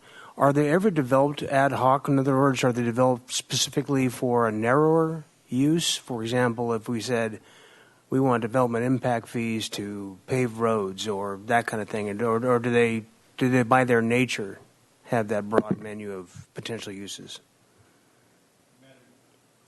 Madam Mayor, Councilmember Rouse, yes, you can tailor make this. However, the council can tailor make this however they would please. However, I would caution just in the example that you gave there in terms of rehabilitating roads, it would be the costs associated with building new roads, not rehabilitating existing roads. I'm just thinking about the term development impact fees. What does a development impact? Well, infrastructure would be a number one thing. Yeah. And then if we, as we looked at the comparison of our local jurisdictions on DIFs, would there be a way to present those same examples? You had two examples of two types of development. A total sum of fees that would be experienced in those jurisdictions so that you would know, for example, if you were making a punitive move towards new development or a more even-handed move that included a development impact fee. So in other words, the entire basket of fees it takes to actually get something from concept into occupancy amongst those jurisdictions. I mean, to me, that would make a better basis on which to make a decision how we went forward. Madam Mayor, Councilmember Rouse, it's a difficult question to answer because each city and jurisdiction is different in its development review criteria. You could certainly just look at the fees that are charged, but a lot of jurisdictions charge on an hourly rate, so it's hard to get an actual estimate on a typical project. And then processes are different, and I think we're known as having a pretty thorough process, and time is money to development, but it's hard to put a number on that as well. So it's hard to give you a real good comparison of a certain type of project between jurisdictions and what that fully burdened fee would be. All right, thank you. Mr. Hart? I think one of the real important complexities of this is the interrelationship between Prop 218. So maybe Mr. Kahlon could speak to that. I think intuitively folks think, we have this big backlog of deferred maintenance for, general road maintenance and stuff. And we're talking about a development impact fee. So the fee is really going to only get to the incremental additional cost that development is going to bear or incur to the city. It's not going to be a funding source that can address more than its proportional share of the deferred maintenance backlog. Isn't that correct? Isn't that how Prop 218 relates to this? Madam Mayor, Councilmember Hart, that's generally correct. Let me put it in a slightly different context. There are a bundle of different kinds of powers that the City Council has. You have the power to raise revenue through taxes subject to the Constitution. That's Prop 218. You also have what's called the police power, and the police power is unique to states and local government. The feds don't have it. and it's to protect the public health and safety. So impact fees are not on the revenue side of things like tax. They are on the police power side of things. And so they are inherently meant to fix the problems attributed specifically to the developments at issue. So you're absolutely correct that a development impact fee can't be used to pay for a backlog of projects. I think it's best to think of it on a go-forward basis. I do want to broaden slightly, and partly in response to Councilmember Rouse, the field of vision. Mr. Buell mentioned affordable housing. You don't need to think of impact fees strictly as infrastructure fees. There are a range of facilities and services that different cities have used impact fees to fund. So those are kind of the boundaries. But just to continue that vein, you would create a list of projects that are that the development has some impact on and contributes to the need for, and then you would take that proportion of the additional development in relation to that project. So if you had the need, and the best example is, the easiest to understand example is if you're building a new road to serve a new development, the 100% of that new road is attributable to the development. But if you don't have that situation, you have a built city like we do that has 38,000 housing units, and you add even 1,000 housing units. It's a very, very small percentage of the total demand for any project that you would have that would be attributable to, that would be eligible to be assessed this fee. Madam Mayor, Councilmember Hart, that's right. And there is a constitutional limitation on development fees as well, and that's been developed over the last 25, 30 years by the Supreme Court. And so the statute somewhat recognizes that, the development fee statute that Mr. Buell's talked about, and it really says two things: that the fee has to be reasonably related to both the type of impact happening.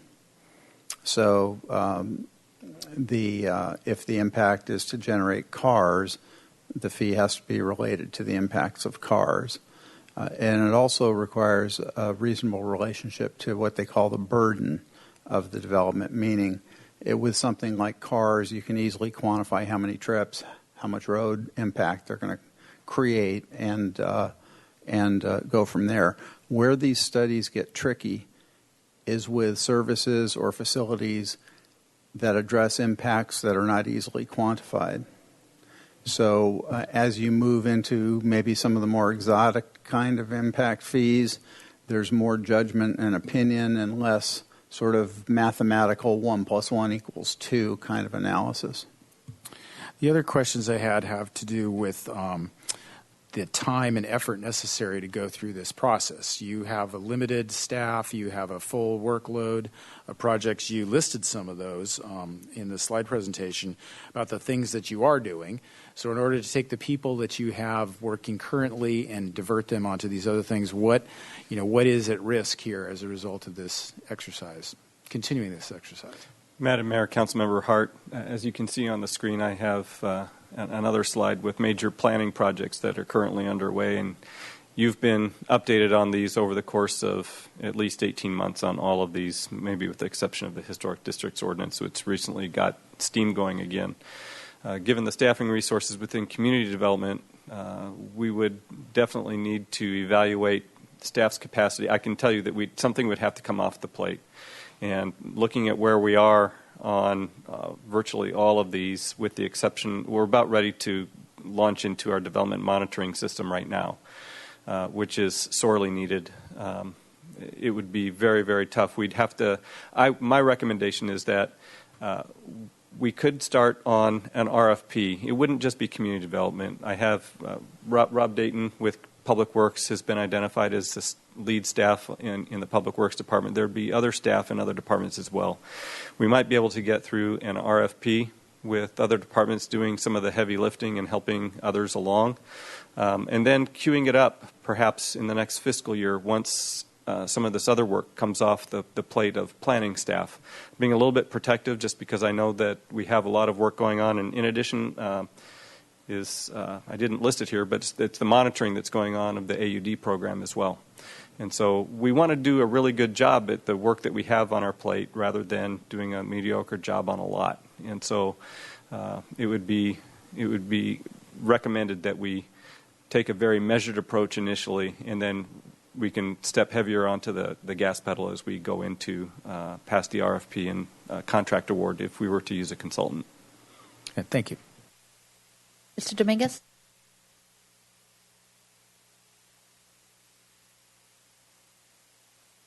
With regard to the AUD, would based on the timelines, would any fees be able to come out of the current 1,000 units that are in the pipeline? I would defer to the city attorney on that as to whether or not development impact fees would be charged. We could charge to a project that has already achieved a complete application. Generally speaking, you'll need to impose a development fee at the earlier of approval of a tentative subdivision map or building permit. So if they're already in a pipeline but they don't have a building permit, it is theoretically possible to impose a fee. Many jurisdictions don't do that for practical reasons. So that's it. And I was specifically thinking about areas in the city where AUD is having the disproportionate impact. So, for example, around Ortega Park, we have a new, actually affordable housing, not AUD, across the street, but then there's a 70-unit building being planned on Milpas. And I think it's gone through Planning Commission, and I think they had 35 parking spaces, more or less. There's some commercial there, so I'm not sure how many of the spaces were actually assigned to the residential portion of that project, but from what I remember, it was less than the AUD actually required. They were given a variance or whatever you would call it, fewer than the actual units, and that's an area of Milpas that's already fairly impacted with parking. So one idea would be to do a parking lot. Would the development impact fee law allow for a new parking lot if that seemed to be a need based on these types of project? Sure. Councilmember Dominguez, many cities use assessment mechanisms for parking because parking provides a special benefit that one can trace back directly to the project at hand. But an impact fee could be used to develop new parking if the demand were created by the project. If you think about it, though, it's more, as I said, more of an assessment theory because the development in that case would be paying the cost of the parking needed for the development. So that especially benefits them. So I don't know that project-specific impact fees really fit the model. And also for parks. So based on this not paying for maintenance operations, so if we wanted to add something, say, to Ortega Park, it would have to be a new facility, not a augmentation of something that's already there, or maintenance of something that's already there. So we could maybe add a roof over the pool, but we couldn't fix the pool or enhance the pool. Madam Mayor, Councilmember Dominguez, I am not sure whether an impact fee could be used for ongoing maintenance of facilities that benefit the city as a whole. There is language in the Mitigation Fee Act about, let me look at it actually, I have it right here, that defines public facilities to include public services and community amenities. So I think it's at least theoretically possible to have a wear and tear kind of charge. The difficulty is, of course, the minimal amount of that fee with respect to a specific project. There's also a broad political issue here, or policy issue that has political overtones, and that is the concept of where general taxation for the good of the whole community fits in versus where project-specific charges ought to fit in. That's a fundamental policy question for you to grapple with. Some cities have, instead of using impact fees, passed taxes that fund the same kinds of services with voter approval. So that tug or push and pull is something the council needs to consider. And you used the word exotic earlier, and I was thinking of some examples, and I was wondering if these would be falling into that category or have been approved in other communities, but the environmental impact. So this is an area, again, speaking of the east side downtown corridor, that has some of the worst air pollution in the city. Have you seen development impact fees used for any kind of environmental purpose to reduce the impact of the environmental burden being shared by this population? I don't know, I'm thinking trees, for example, and... Again, the issue becomes, Councilmember Dominguez, that the entity or project generating the impact is the one that bears the burden for the fee. So if you imagine the proverbial smelter going into town, then subject to whether there's state preemption or not, you could charge that smelter for the impacts of cleaning up the air. That's the theory, a theory that's been used for things like taxes aimed at and fees aimed at regulatory fees aimed at cigarettes for cleaning up the butts and that kind of thing. So the answer is yes, but the fee would apply to the person causing the problem, not the development that's impacted by the problem. And then the last example I wanted to run by y'all is the with affordable housing. So that's for just construction of new affordable housing. So that wouldn't include using the development impact fees for relocation expenses. Councilmember Dominguez, I can't say that off the top of my head. When I used the word exotic, I was thinking of affordable housing because the theories I've seen have been that commercial development that generates low-wage jobs creates a need for affordable housing. That's the basic reasoning. So that is exotic in the sense that, as I mentioned, there's not really a 1 + 1 = 2 calculation to be done there. It's going to take a lot of thinking and really creativity on the part of a consultant and the staff to justify that kind of fee. Great. Thank you very much. Mr. Hotchkiss. Thank you, Madam Mayor. Well, if I got it right from what you said to Mr. Rouse, whatever is imposed has got to be proportional to what that development itself generates. Okay. So we're not going to solve the city's infrastructure costs and backlog with a project that's got 10 units in it. Well, come on, we're talking millions and millions of dollars. That's not going to happen. Madam Mayor, Councilmember Hotchkiss, my hesitation is wanting to answer you completely. The way I think of impact fees is that the project being charged can be charged the full marginal incremental cost of what they're impacting. So, for example, let's say that the most recent project that generates traffic that impacts the intersections around Mission and the 101, those impacts today are worse than they might have been 50 years ago. Right. The law would allow you to charge the new development these higher costs that relate to the current environmental conditions in the city. So, yes, they can only pay their proportional share. That's not to say that the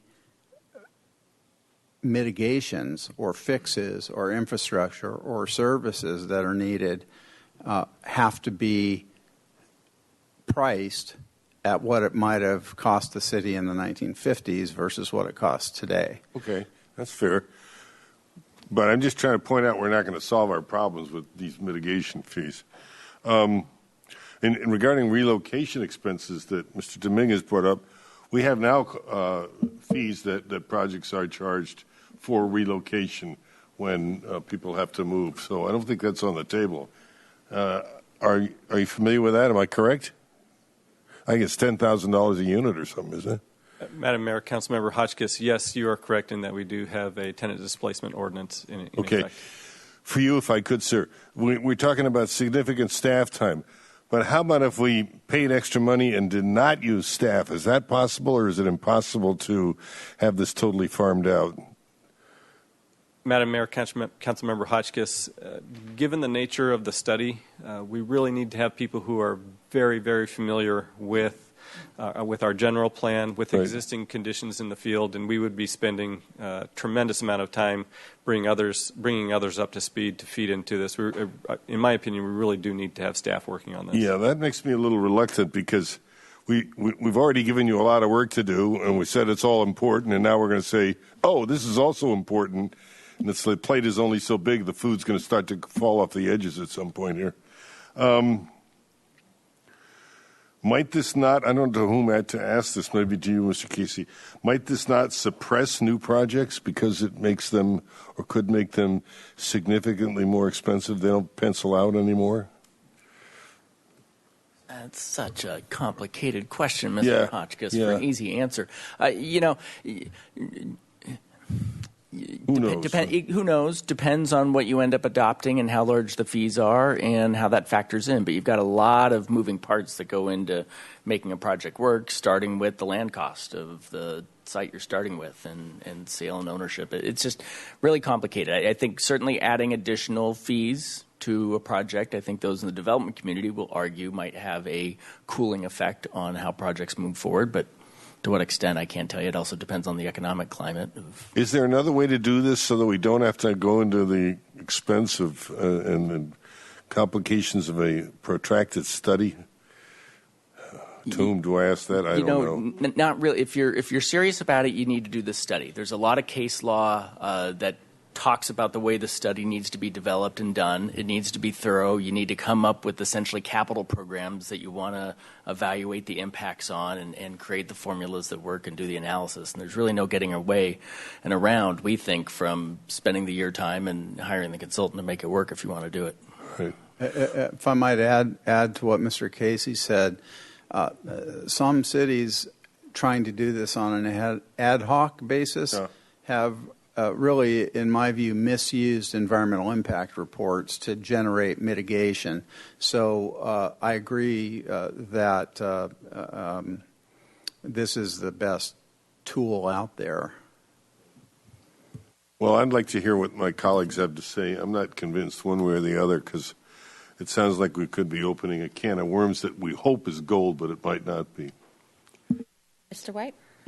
Thank you, Madam Mayor. And I appreciate the comments that my colleagues have made already. I was going to ask questions in this vein, but I think I'll just make a comment. But we do have some public comment I understand, first, but I think it's in the framing of the question, and that is this council has asked a series of questions, and I was going to ask some as well about the specifics about what development impact fees could be used for. So that rather than asking a series of questions like that, I'm stating that that's an unanswered question here. It's something that if we do proceed with this, we should look at is what's the specific list. I see that this is up on the screen, a very broad list. But I think we need, people are drilling down a little bit into some more specifics about how could we use this kind of funding in the future. So that would be something, if this does gain any traction today, that we'd need to get some more specifics on. I'll save my comments for after public comment. Thank you. Why don't we go to public comment right now? We'll start with Ken Opplinger, to be followed by Bob Hart, and then Jeff Eccles.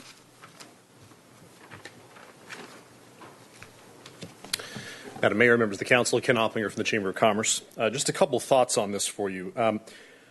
First of all, I think it's pretty clear as you look at places that have significant involvement with impact fees that these are used in areas that aren't already built out, where you've got a significant growth area, you have a lot of people moving into undeveloped areas, and so you need those funds to be able to do what the fund is for, which is to provide those new services to them. In a community like Santa Barbara, where we're essentially built out, we're talking about redevelopment. And with all due respect to my friend Mr. Buell, who I agree with 95% of the time, the slide that said that these fees are used in areas with significant redevelopment, I would disagree with. They're used in areas with significant development. Redevelopment is generally not a place that you would use these fees for.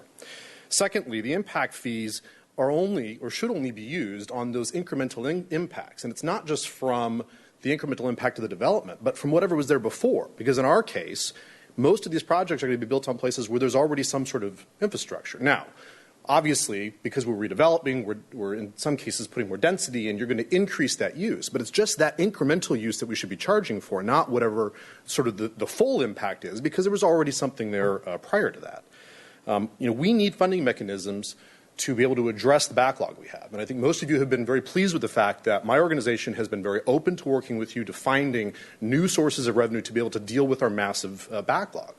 This is not the way to do that.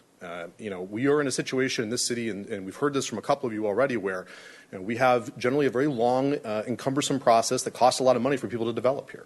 And one of the few things that we're able to point to that shows that we do want this redevelopment, this ability to be able to build the things that we need here, is the fact that we don't have impact fees.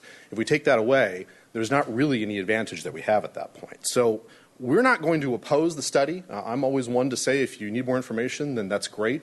But given the time it's going to take and the cost, I would just suggest you might want to save your money. Thank you. Bob Hart.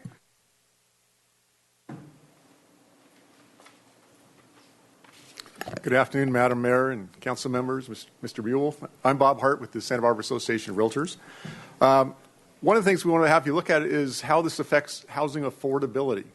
The more things you put in place that cost money, the more it has to come out the other end when somebody goes to buy these properties or charges rent, et cetera. One of the things I think if you do want to look at this is you need to look at what are the total costs of a project. Mr. Rouse came up with that question that was similar to what I have is what's it costing right now to get your permits, your water fees, your sewer fees, all the different things, and how much are you already spending, then how much would a developer have to go in addition to that? The other thing is currently I have some experience personally as I guess I could be called a developer. I did a lot split and we added 4 units above our office building. But when we did that, we had conditions put on us that we had to add a sidewalk out in front to the benefit of the city.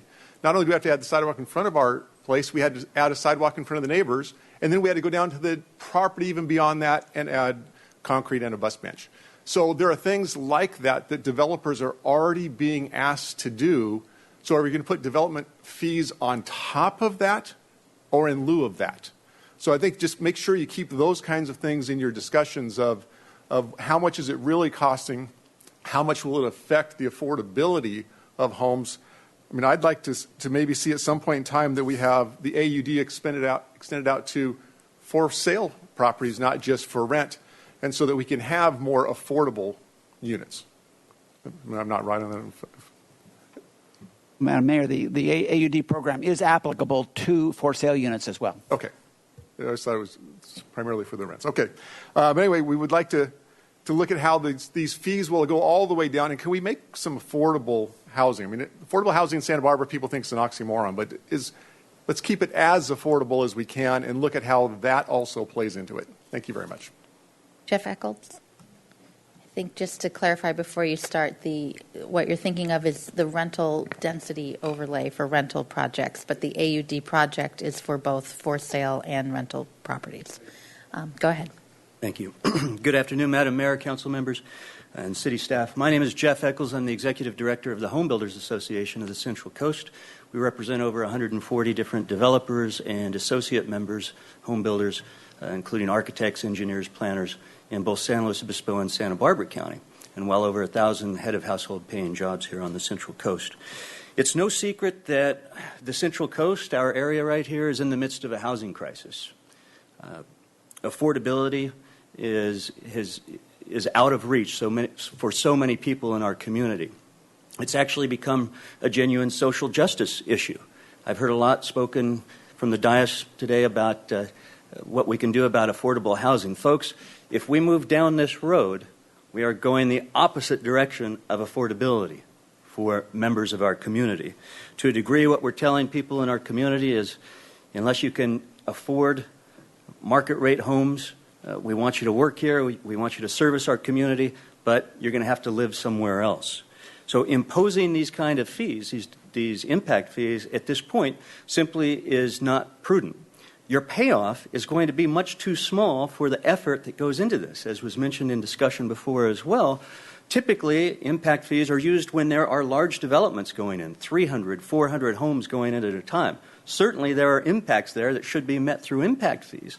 In your city's situation, the incremental increase that you're going to receive is not going to pay for this effort. In addition, it will exacerbate the affordability problem. You will be kicking in some unintended economic consequences that I simply think you don't want to occur. So thank you for your attention this afternoon. Okay, that concludes the public comment. It's to the council. Mr. Hart? Yeah, I think this has a lot of parallels to the discussion that we have had regarding development and water use, in the sense that there is a very small percentage of total water use that's attributed to new development. And we've spent a lot of time understanding that and communicating that to the public. This is a very similar thing. The incremental additional revenue that would come from this effort, the significant effort, is very, very small in relation to our needs. And at the Finance Committee, we have spent a lot of time, and the Council is obviously very interested in a long-term sustainable solution to our infrastructure backlog. That is truly not, this is not relevant to that conversation. That is an issue that's really important, that is going to be coming to a head. The Finance Committee is getting to, its finished product that will have a recommendation to the full Council that I think will address that concern for the long term in an equitable, sustainable way.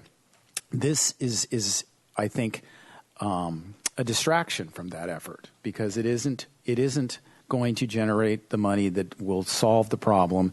It will involve staff and a significant workload to get through that process, and just won't deliver the results that we're looking for. Mr. White? Thank you, Madam Mayor.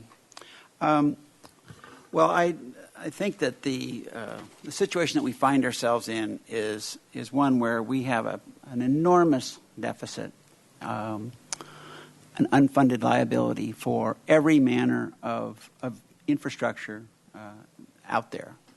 And as I mentioned in the comment earlier I made, that we need to have a list of the elements that we could use impact fees for, is we do need that as part of any package of going forward. I'd ask that we go back to slide 3, South Coast Development Impact Fees.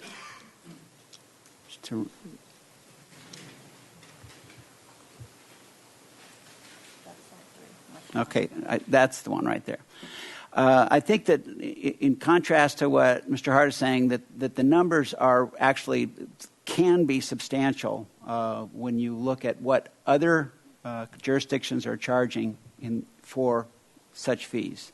Let's say we have, I think it's somewhere around 1,500 units in the pipeline. Let's just say the maximum number. So let's just call it, let's use round numbers of 1,000. So if we had the Santa Barbara County impact fees in place, these are hard to make apples to apples comparisons, because many of these are attached units, and attached units are going to be less expensive, going to have fewer fees than single family residential fees. But there still is going to be a very substantial, this would be let's say on the order of $10 to $20 million over the next 5 to 10 years kind of number.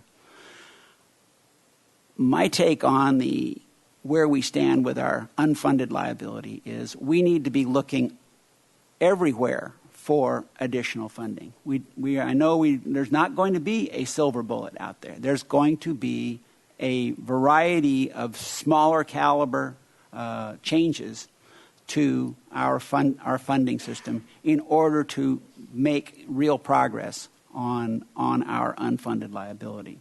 And I assure you that our citizens, our local residents, are going to be impacted by the new development, and not all favorably. There'll be definitely some favorable impacts, but there also are going to be there's going to be additional traffic, there's going to be additional demand on local resources, et cetera. So the development impact fees is one way to take one small bite out of this unfunded liability, out of this deficit. And I think it's a reasonable one to go forward with. When we talk about our workload list, perhaps our number one problem for this city is our funding issues.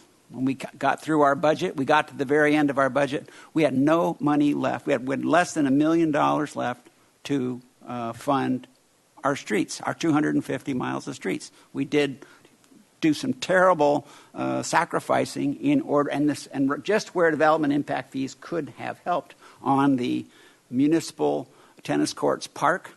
That's a new park.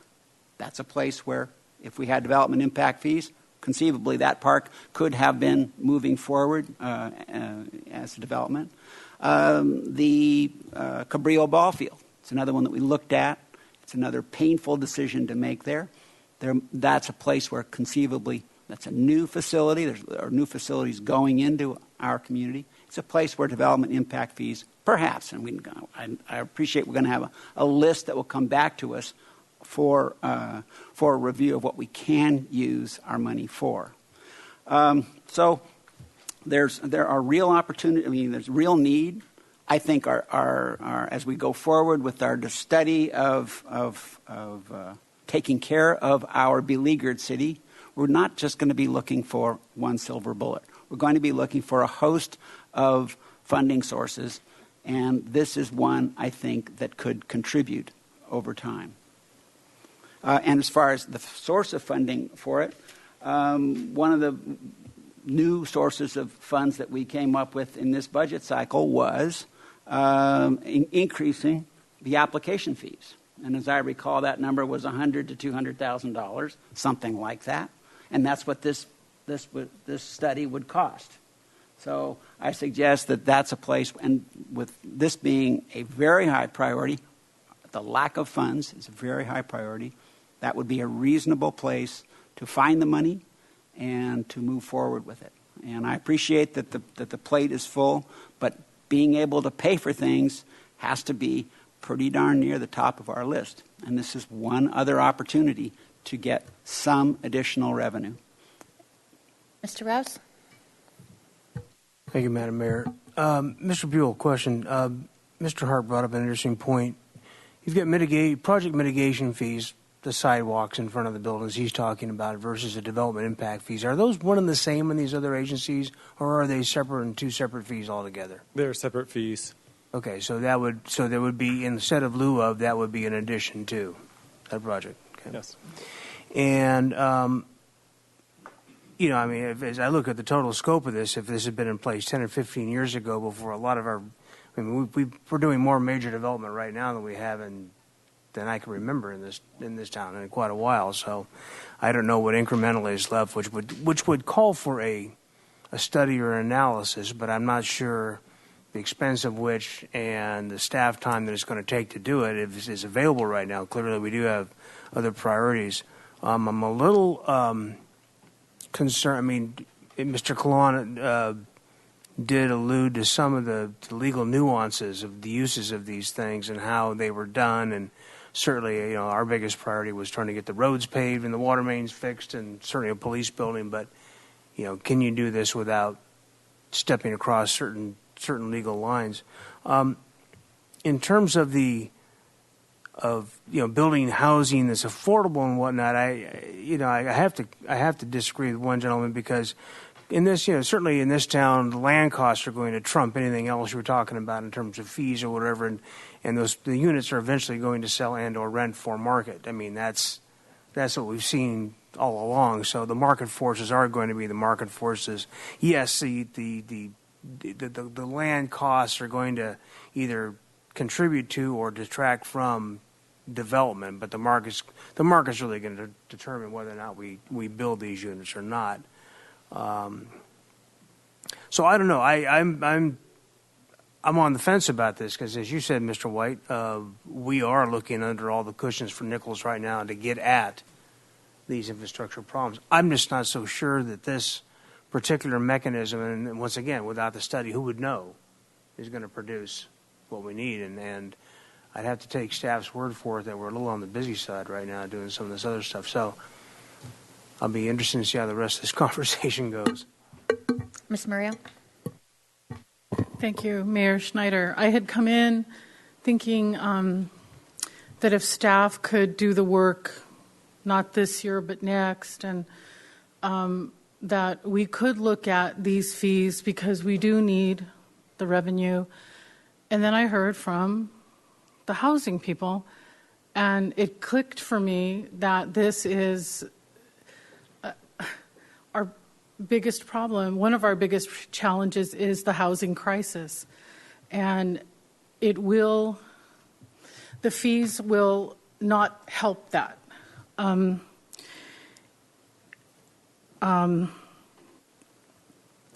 The housing jobs imbalance is just something that we're always struggling with. So, and definitely imposing the fee on projects that are already been proposed, they figure out those finances, I believe, really early on, even before they put a project in for application. So it definitely would not be fair to impose fees after someone has, after a project is in the pipeline, and in particular the AUD. Some of us think there's some great benefits to finally having rentals on the market being built after 40 years of none. And from what my understanding is about the AUD proposals is that 85% of them are in the commercial zone. And so that is a 2-for-1 addressing the jobs housing imbalance, because we're putting housing there instead of commercial use, which would make the imbalance worse. Wow. So there's a lot of benefit to the AUD program, and I reject the idea of imposing fees sort of after the fact. So I love the idea of finding more revenue, Councilmember White, and I really do applaud you for nosing this out, and looking for it. And I'm just today persuaded by the folks who come from the real estate community and the business community and the home building community, and the time is not right for this. Thank you. Mr. Hotchkiss? Thank you, Madam Mayor. I appreciate the comments of my colleagues. I think Mr. Hart is correct in saying that whatever benefit we would get, it wouldn't be much. And on the other side is I would think as you said, cooling or suppression of some of the projects that people are coming forward with now. To me, as Ms. Murillo said, it's a little bit like, or implied, it's a little bit like changing the rules of the game at halftime. Certainly if you pencil stuff out, now you have to add a bunch of things to it. It's going to make you reassess what you can do. I don't think it would change the market at all, but it will change the quality of what you do because you have to start cutting corners. That's not a good idea. What staff is facing now are things that we've all agreed on, and so by pushing this on them, it's almost like we're saying we're pulling the rug out from underneath them and giving them, I think, too much to do. I would like to find additional sources of revenue. I wish they didn't cost anybody anything. That's having your cake and eating it, too. I don't think that's ever going to happen. But so thank you, Mr. White, for what you said, but I'll be voting on the other side on this one. I don't think now is the time to go forward with it. But I would like to explore other ways that we might actually have appropriate fees without going through all of this to get them. Thank you. Mr. Dominguez? So if it might allay the concerns of the department being too busy, I'm not sure if there's a way we can structure this so that this can be just put into the queue so they don't have to drop anything there in midstream. I know, going back to the other slide, the historic districts ordinance has been interrupted a few times, and that's kind of something we're trying to finish off because I think we're pretty near the end of that process. So I wouldn't, however we frame the timing and the priority, I definitely would want to make it at the convenience of the department, and so that you wouldn't have to interrupt something midstream. And I definitely have been influenced by the speakers. We had some great points that I hadn't really heard before, and not in that perspective, and some of my colleagues. It's probably taken a little of my enthusiasm away. But at the end of the day, we do need public improvements. We have a huge infrastructure backlog because of the recession, and because the AUD, whether it's good or bad, is adding thousands of units into the market. And regarding the rental or ownership, I just pulled up the most recent report, and there are 1,000 units, and only 4 are in the AUD medium-high ownership units, and 4 are in the AUD high-density ownership units, which, if I understand this chart correctly, means the other 992 approximately would be rentals. Does that make sense? Did I do the math correctly? Okay. And just so I understand the rest of the picture, so this is AUD housing stock in the pipeline. What general ballpark numbers would we be looking at for single-family dwellings not in the AUD program? Is that in the 10s, 50s, 100s?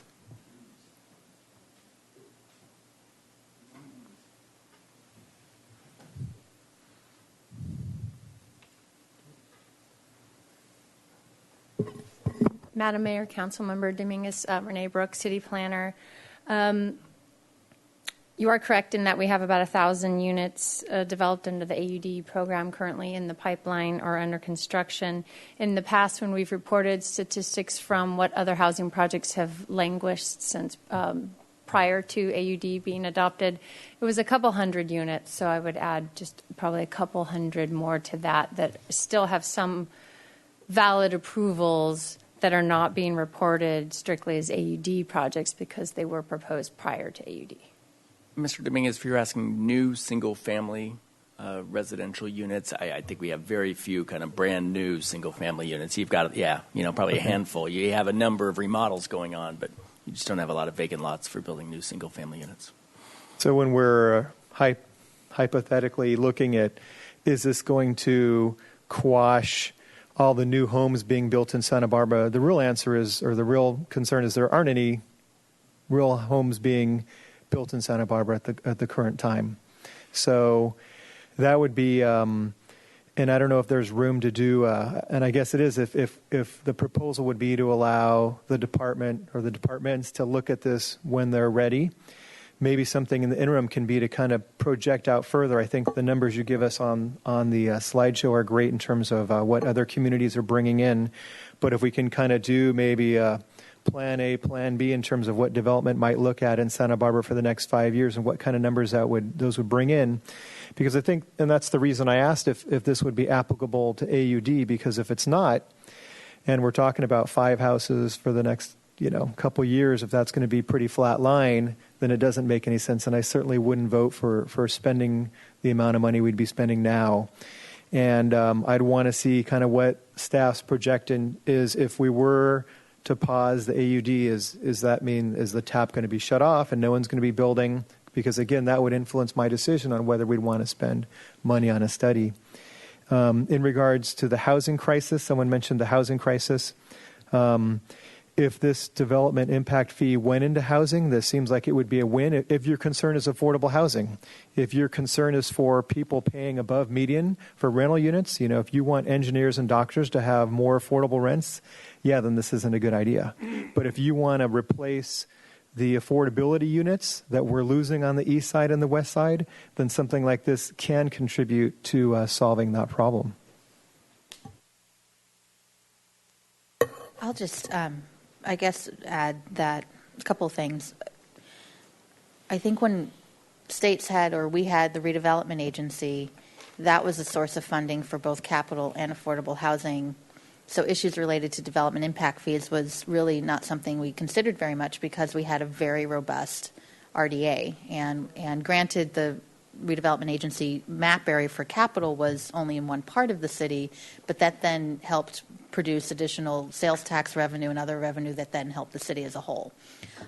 That was due to expire, and expired too soon with a big chunk of change having to go back to Sacramento, which led to our deficit in need for a bunch of infrastructure projects.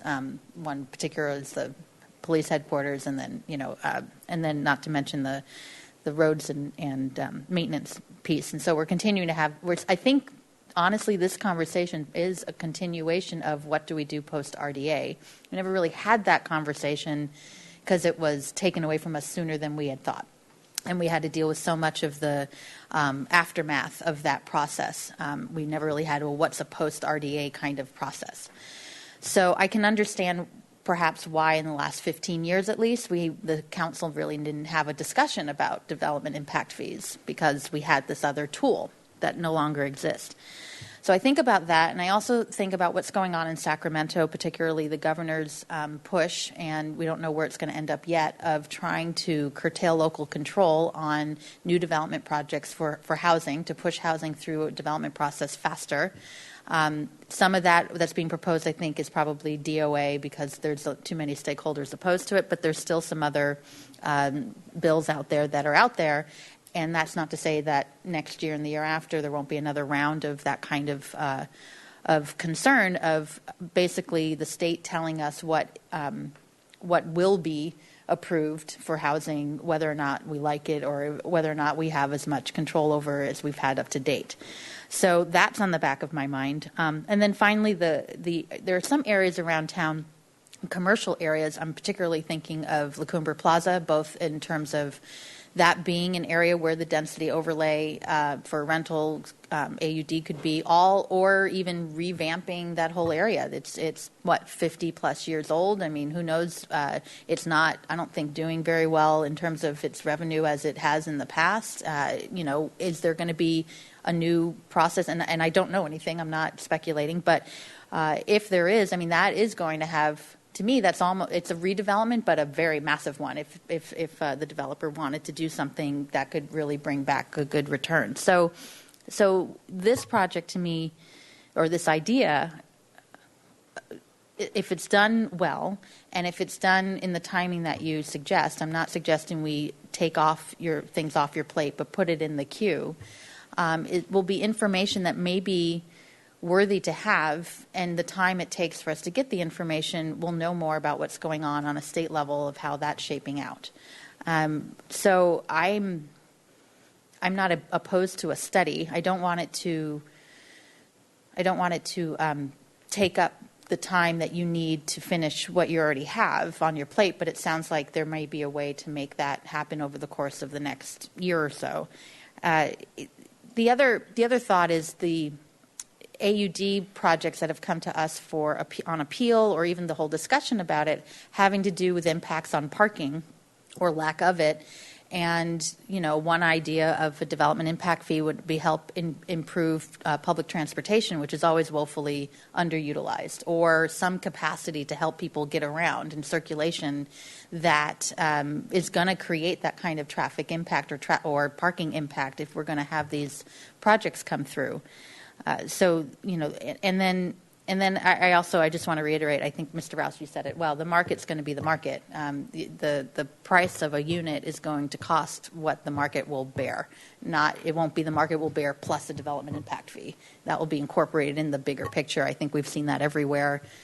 We see that in Goleta. We see that in other places. So I fall on the side. I appreciate the staff load that you're under, and that this would take time and some money. But I also think I'm hearing this won't give us a lot of revenue, and people are just saying it as though it's fact, and I don't know that that's the fact. And I think if you come back with an RFP or a study that says this can only give us an incremental amount, then we can make that decision whether to implement the fee.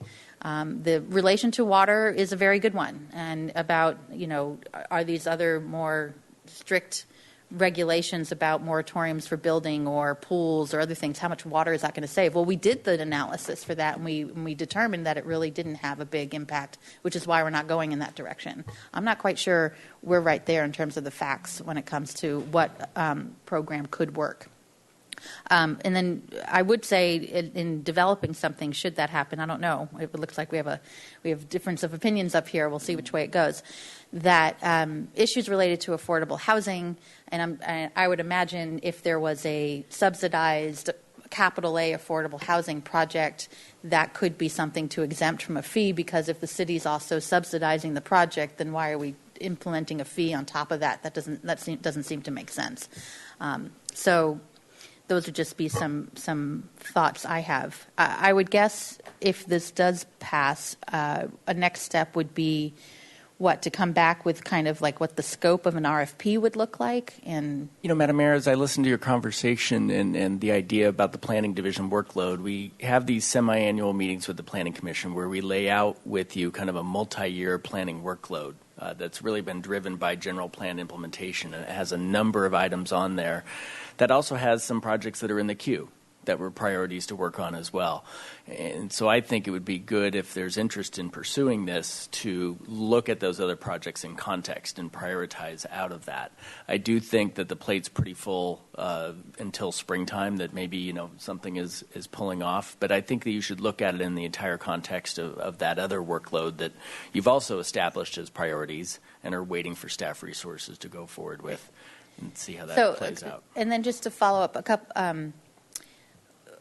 Mr. Casey and I and Mr. Colon and I actually have had some conversations about having council somehow help you, Mr. Casey, as you get prepared for next year's budget on what our priorities are. We've thrown out a whole lot of different ideas to come back to council with future development. I mean, everything from smoking rules to marijuana stuff to everything else. And it's probably due time for us as a group to have some prioritizations, and that will help in your budgeting and so that's just not community development, that's citywide. So this could be part of that conversation as well, as opposed to just throwing it out. I would say I would not be very supportive of retroactively supplying a fee to something that's already in progress. I think there's a fairness issue there. That's just my first impression. But that might be a way to incorporate this as part of the bigger picture. So those are my comments. Mr. White. Thank you, Madam Mayor, and I appreciate the comments of my colleagues, even though some of them are not quite as enthusiastic as I might have hoped.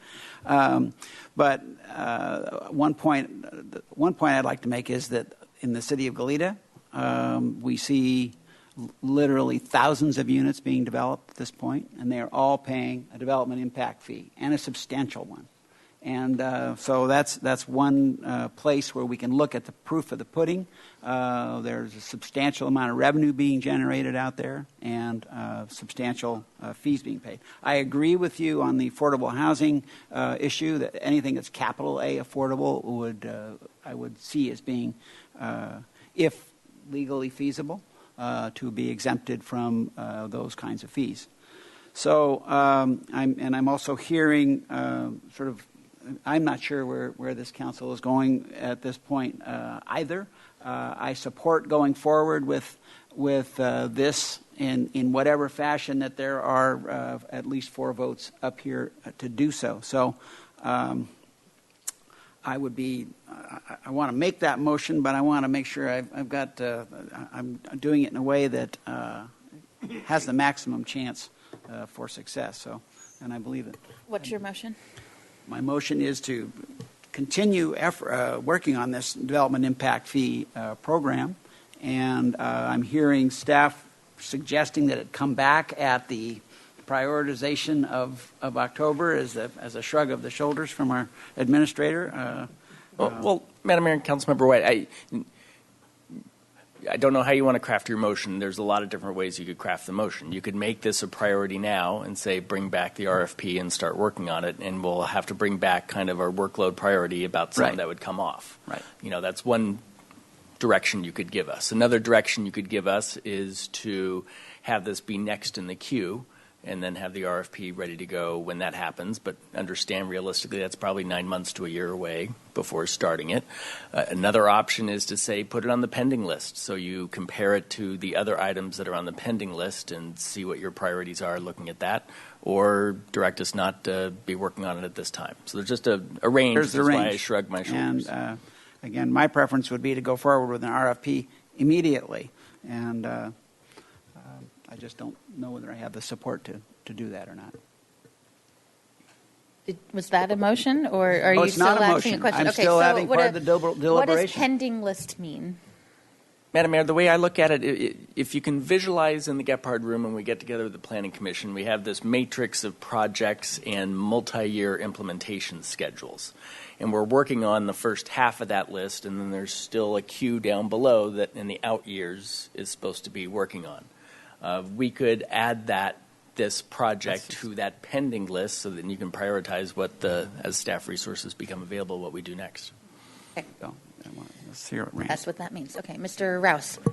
Yeah, thank you, Madam Mayor. I'm going to suggest that because this is our first bite at this apple as council, and conceptually, it's kind of a bit of a sea change that really we should, punt at least until the joint meeting with PC, and have a more kind of a robust dialogue with them at that point in time. So, as you mentioned with the pending list, I wasn't even aware there was a pending list, but more along those lines, because I don't think I think that the revenue picture is worthwhile looking at. Certainly, we've explored it on from a lot of different levels. But I think as introduced to us today, this is all kind of brand new, and I think it takes a little bit more discussion than just this one council session. So, if I may, Madam Mayor, then so I'm hearing that the pending, that's the third priority that Mr. Casey laid out, that this could be added to our pending list for future discussion at the PCCC meeting. Yes, and my recommendation is that we would expect it to be as part of the springtime conversation. I think this fall we've already got teed up a real thorough conversation on the AUD that I think has been a real priority of you all to want to engage in and Planning Commission and to have a robust conversation. And quite frankly, I don't think we'll have any projects fall off our workload list until maybe springtime at earliest. And so that would be my time frame on that. I move that the council instruct staff to bring this back as a pending project for the spring PCCC meeting. Joint meeting. Okay. Joint meeting. Is there a second? Is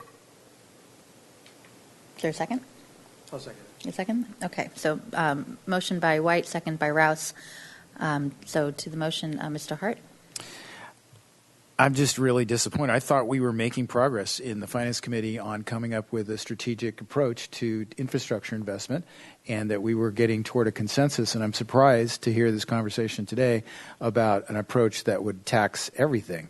The Councilmember White is talking about, let's raise development fees, let's raise the fees for processing development, let's have all kinds of fees for residential neighborhood zones. That's other things you brought up at the Finance Committee. I thought we were building toward a consensus that a sales tax measure properly crafted at the right amount was the best solution. So to me, this is in direct competition with that this is not strategic, this is not smart, this is not thoughtful, this is exactly the opposite of that. And I'm really surprised that we're really going around this, because this is an illusion. This is not going to generate the funds. When we start digging into this and we exempt affordable projects, probably create some kind of financial incentive that would reduce the impact of this fee on rental projects, treat commercial projects on State Street that are primarily redevelopment projects differently as well,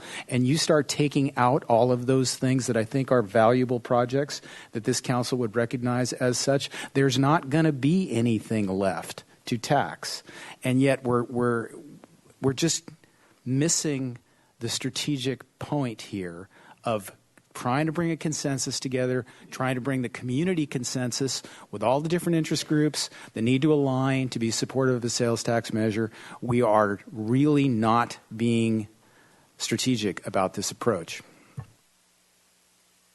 Actually, I think having this, if it comes back in spring, we'll have that approach if we're going to put something on the November ballot, and we could decide that this process is no longer necessary if we already have another approach coming forward. If we were to do it sooner than that, then that I would agree a little more. But well, I think that's the point, is we're trying to keep a consensus and trying to keep the community's focus on the real issue and not be distracted by these things that other people who are not as knowledgeable and are engaged in this issue will perceive as a solution. This is the challenge, is that, you know, folks in the community continue to echo the point that using the development is causing our water problems. And yet we have really, at a fine-grained way, looked at that and realized that's not the case. And yet we have a difficult time communicating that.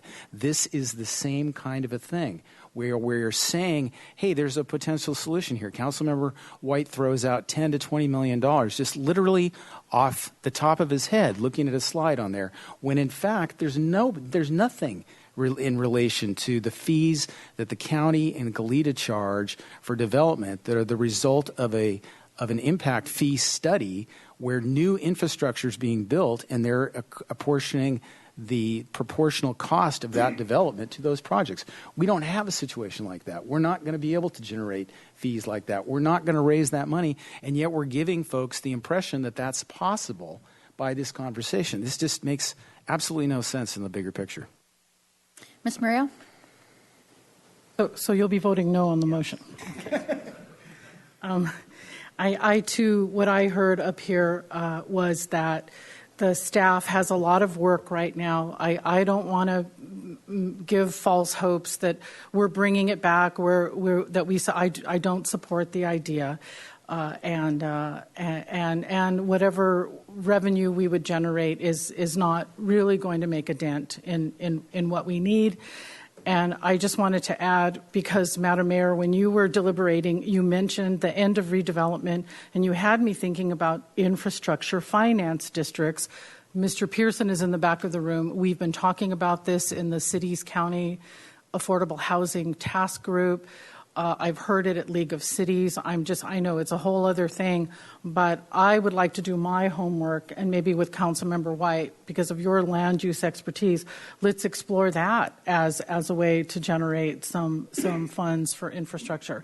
IFDs, I think there was a bill in the legislature. I think it failed. I think they're making another attempt at it, but this is a great discussion because it really is getting us talking about the future and planning and the visioning that we need to have, and careful building and getting the kinds of support we need from the development community.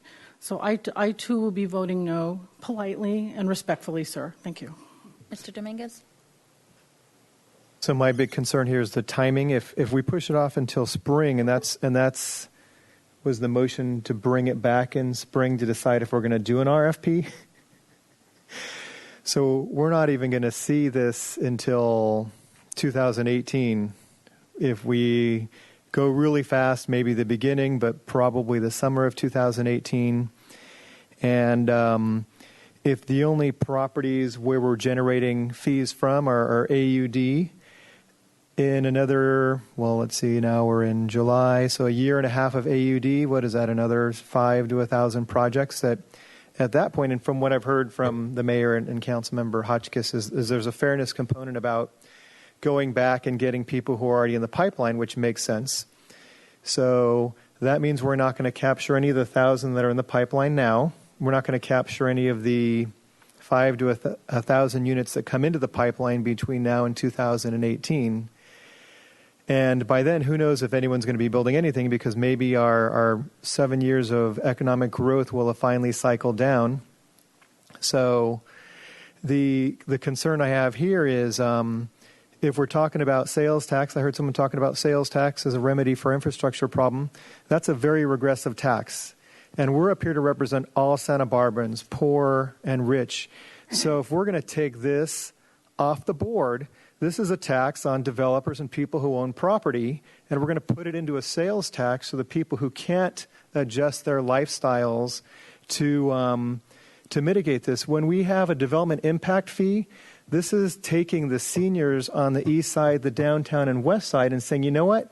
We've jammed all these AUD projects into your neighborhood. We're going to fix the impacts. So I don't know if that's not clear, if I misunderstand it.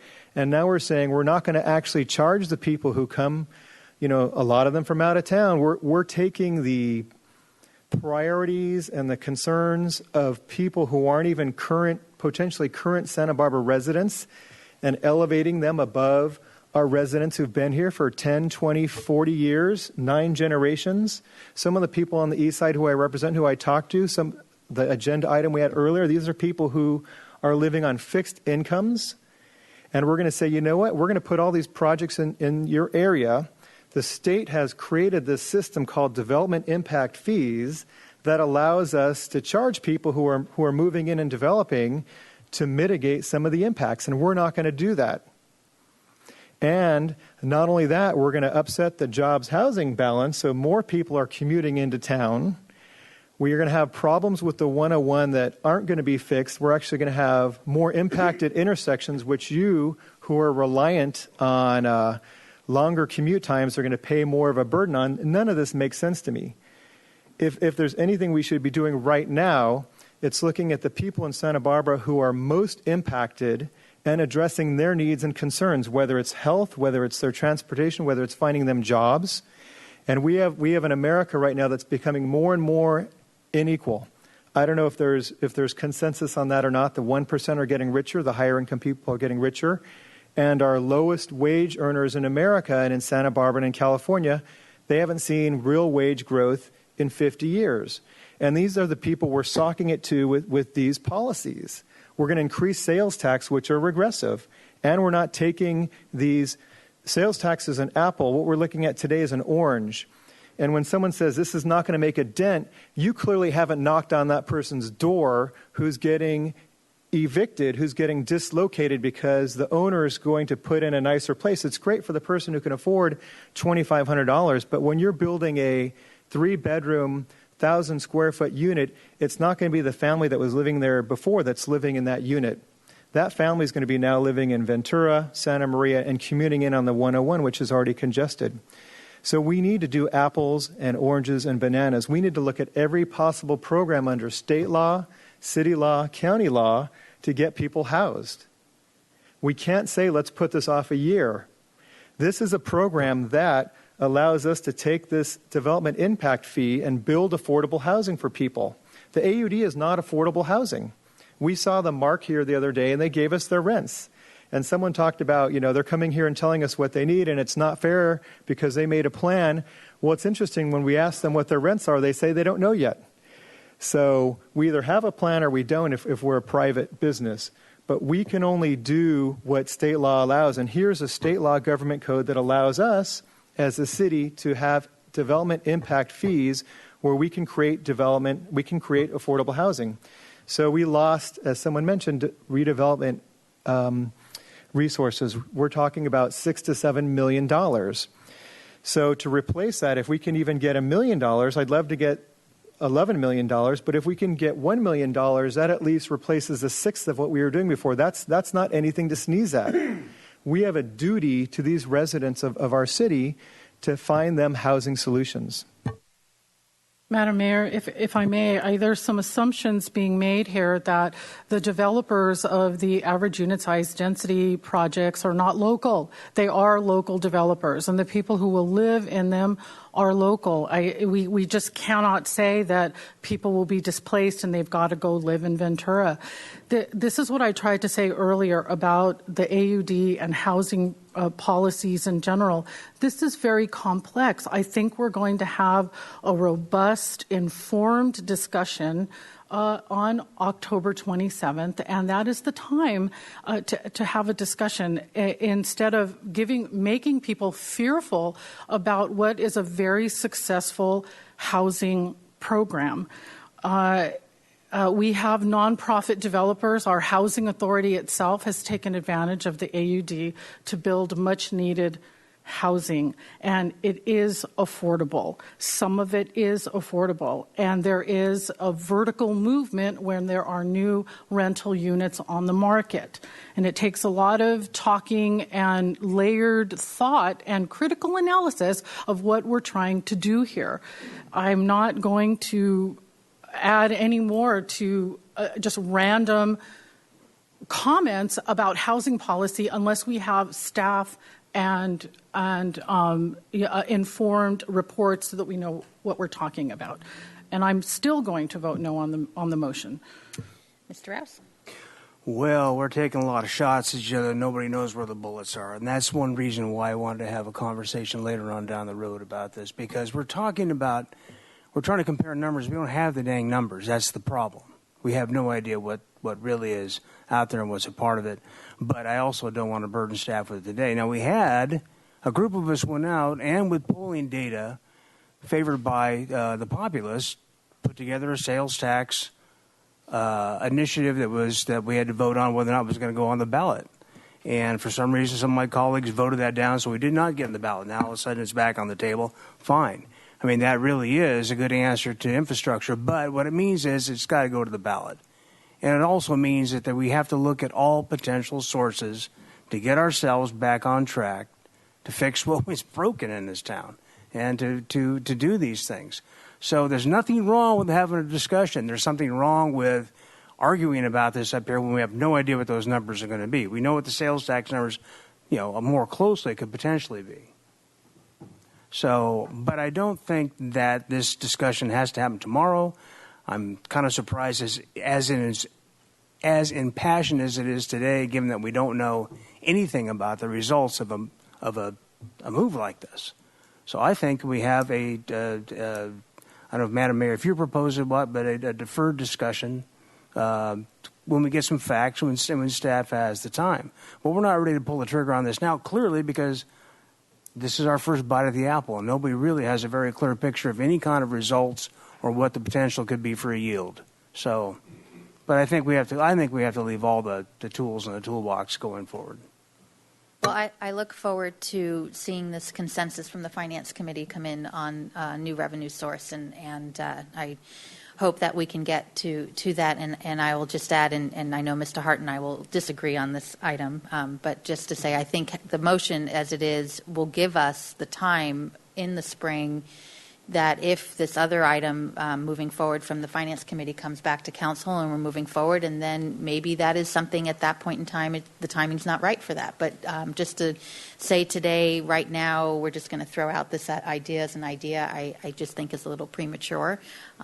So, and I too look forward to the fall joint meeting, because I hear on both sides of this dais that the AUD is the bane of all existence, and the AUD is the best thing since sliced bread. So, I am looking forward to the staff presentation and the conversation that we're going to have in October about this. And this is someone who actually supports the AUD program, and so, and getting some good information will be important. So, do we know what the motion is? The motion is that we are going to, the motion is to put this item about development impact fees for a discussion on the pending list in the spring 2017 joint committee of the City Council and Planning Commission.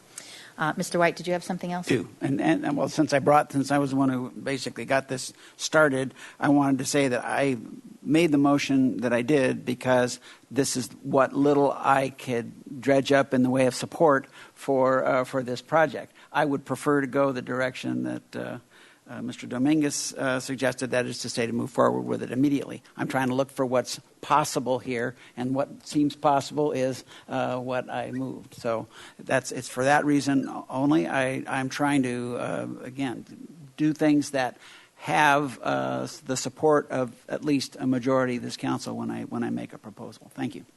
Okay, why don't we do a roll call on the motion? Councilmember Dominguez? Hart? No. Hotchkiss? No. Murillo? No. Rouse? White? Aye. Mayor Snyder? Aye. So that passes 4-3 with Hotchkiss, Hart, and Murillo voting no. Okay. I need a 3-minute break before item number 15, so if we could take that. Thank you.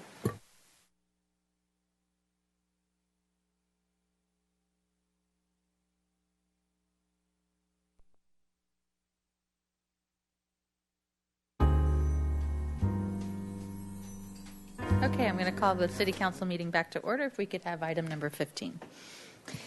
New online payment system for utility bills. Good afternoon, Madam Mayor, Council members. I'm Julie Nemus, Treasury Manager for the Finance Department. I'm here today to present a demonstration of the city's new online payment system for utility bills.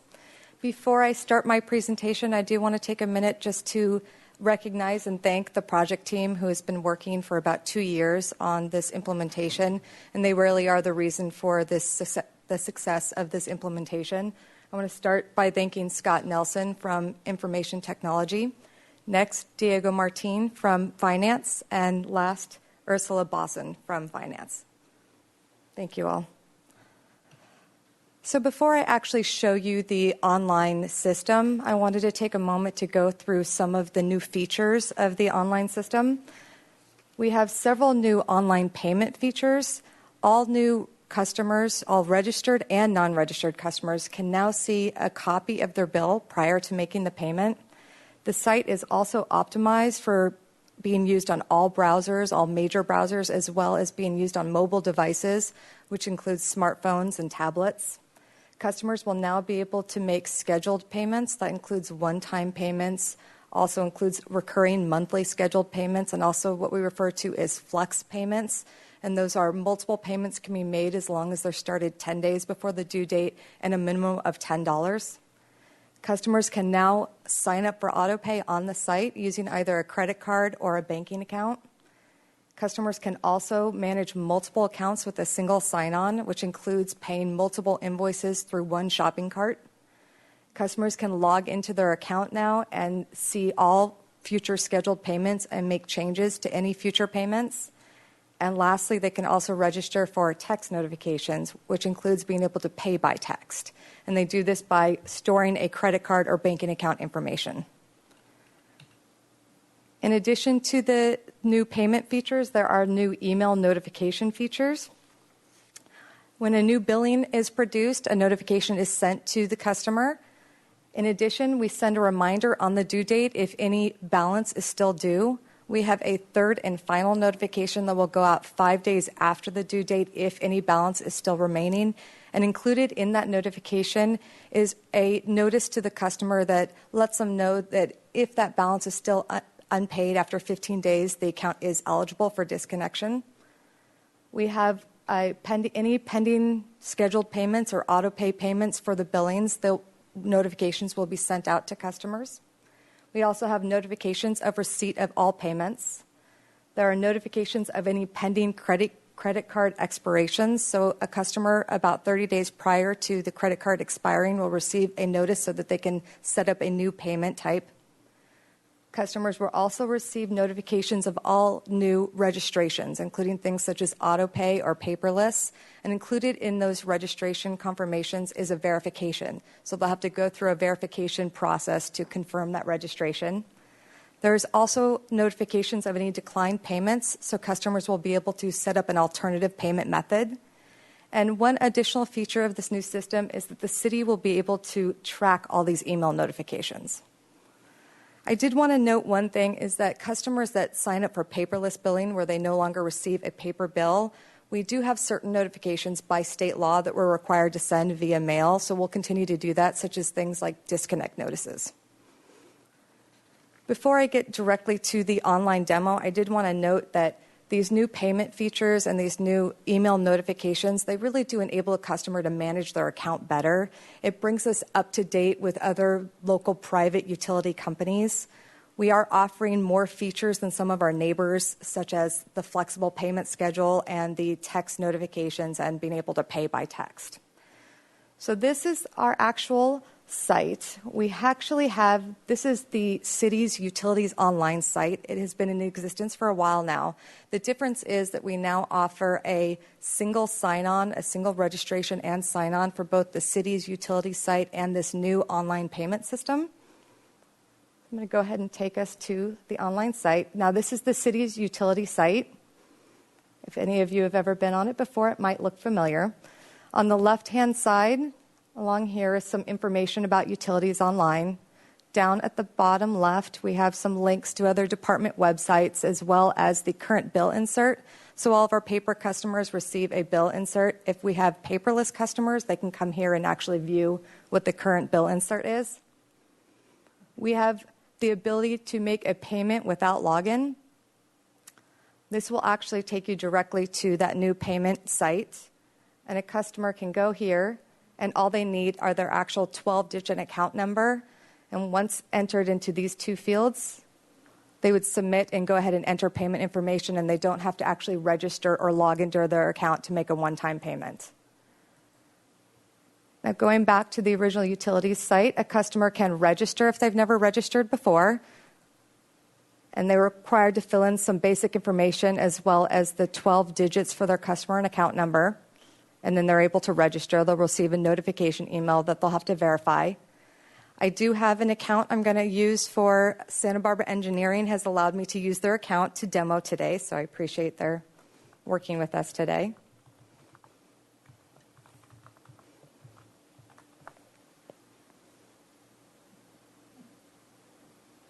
So this continues to be the utilities online page. We have not gone onto the payment page yet. What this has done is given us a little more information on the history of the account. You'll see a few account options here referring to billing history, meter reading history. You'll notice as I scroll down, you'll see some history on the account. We also offer some online forms and some of the same links we showed before. The difference here is that we have this link here called Make a Payment. This is what will take us to the new payment site. So this is one of the new features of the system I wanted to point out. As I mentioned, this is Santa Barbara's Engineering's customer account. They have several bills for this account. And there's one currently outstanding, but you'll notice these numbers right here. These are different accounts. All of these are paid except for one, but they show all these different accounts. So they're able to now pay multiple accounts all in one cart. So typically a resident would only see one account here, correct? That is correct. In the past, a customer would have to register each account. Now they're able to manage them all with one single sign-on. So the first, a property owner of multiple units can put them all down in one, their trash and Madam water. Mayor, that's correct. The account field is composed of two different fields. Right here, we have a customer number and an account number. The customer number is, you'll notice, is the same number, and that could be a property manager, or in this case, it's Santa Barbara Engineering, but there's several different locations. So there'll be separate accounts. So now they can go in and look at all of their bills for that customer and be able to pay them at one time or look at them at the same time. And they're able to do it as opposed to having 12 different logins. So the first page is a recent invoices and payment history for all of the accounts for that customer. We're able to do a search on by date range, due date, total amount due, as well as because this has multiple accounts, we can look at all the accounts or a specific account. There are two main menus on the top left. Under My Account, it shows things such as open invoices, payment history, closed invoices. If this customer wants to see, well, I just want to look at the one that I still have to pay, we'd look at the open invoices, and it shows there's one invoice they still need to pay. Now, what's great about the new system is that we're able to now show a copy of the bills going forward. That's a new feature of the system. So if we click on the PDF link, a customer can now look at the actual bill. So now it'll show things such as their usage, their water usage. This customer does not have trash, so we noticed that as well. But unfortunately, I'm not able to answer that question. There might have been something special going on then. So this customer now can look at their usage and can look and see their different fees for water, sewer. If this was a trash customer, there would be also a section for trash as well as a graph for trash in this area right here. Can you pay those separately, or do they have to be all paid together? You can make a partial payment, which would then be applied as on a percentage basis to the entire bill for each service, but you can't just select to pay just your water or sewer or trash. And this customer, because this bill is not due till 8/28, this customer has multiple different payment options. So we go into Pay Selected. This customer can pay today, can make a flexible pay schedule. I mentioned that those are the schedule options where multiple payments can be made as long as it's 10 days before the due date, or can schedule a payment for a future due date as long as it's prior to the due date. We cannot do scheduled payments beyond the due date. And then a customer would just put in a new bank account or a new credit card. The other menu here is how a customer really manages the account or signs up for new services. The first tab is how to register for a new payment method, a new bank account or a new credit card. A customer then can store those payment methods and use it for scheduled payments, auto pay, anything they might want to do to not have to enter those payment methods in the future. The next link is regarding updating account information. This is an important link because I wanted to point out how currently this account is just getting email notifications. This customer can then sign up for email and text, and that will send text notifications and provide the customer with the option to actually pay by text. This last bottom part right here, this little box, will allow a customer to unsubscribe to email notifications. As I mentioned, we provide increased email notifications.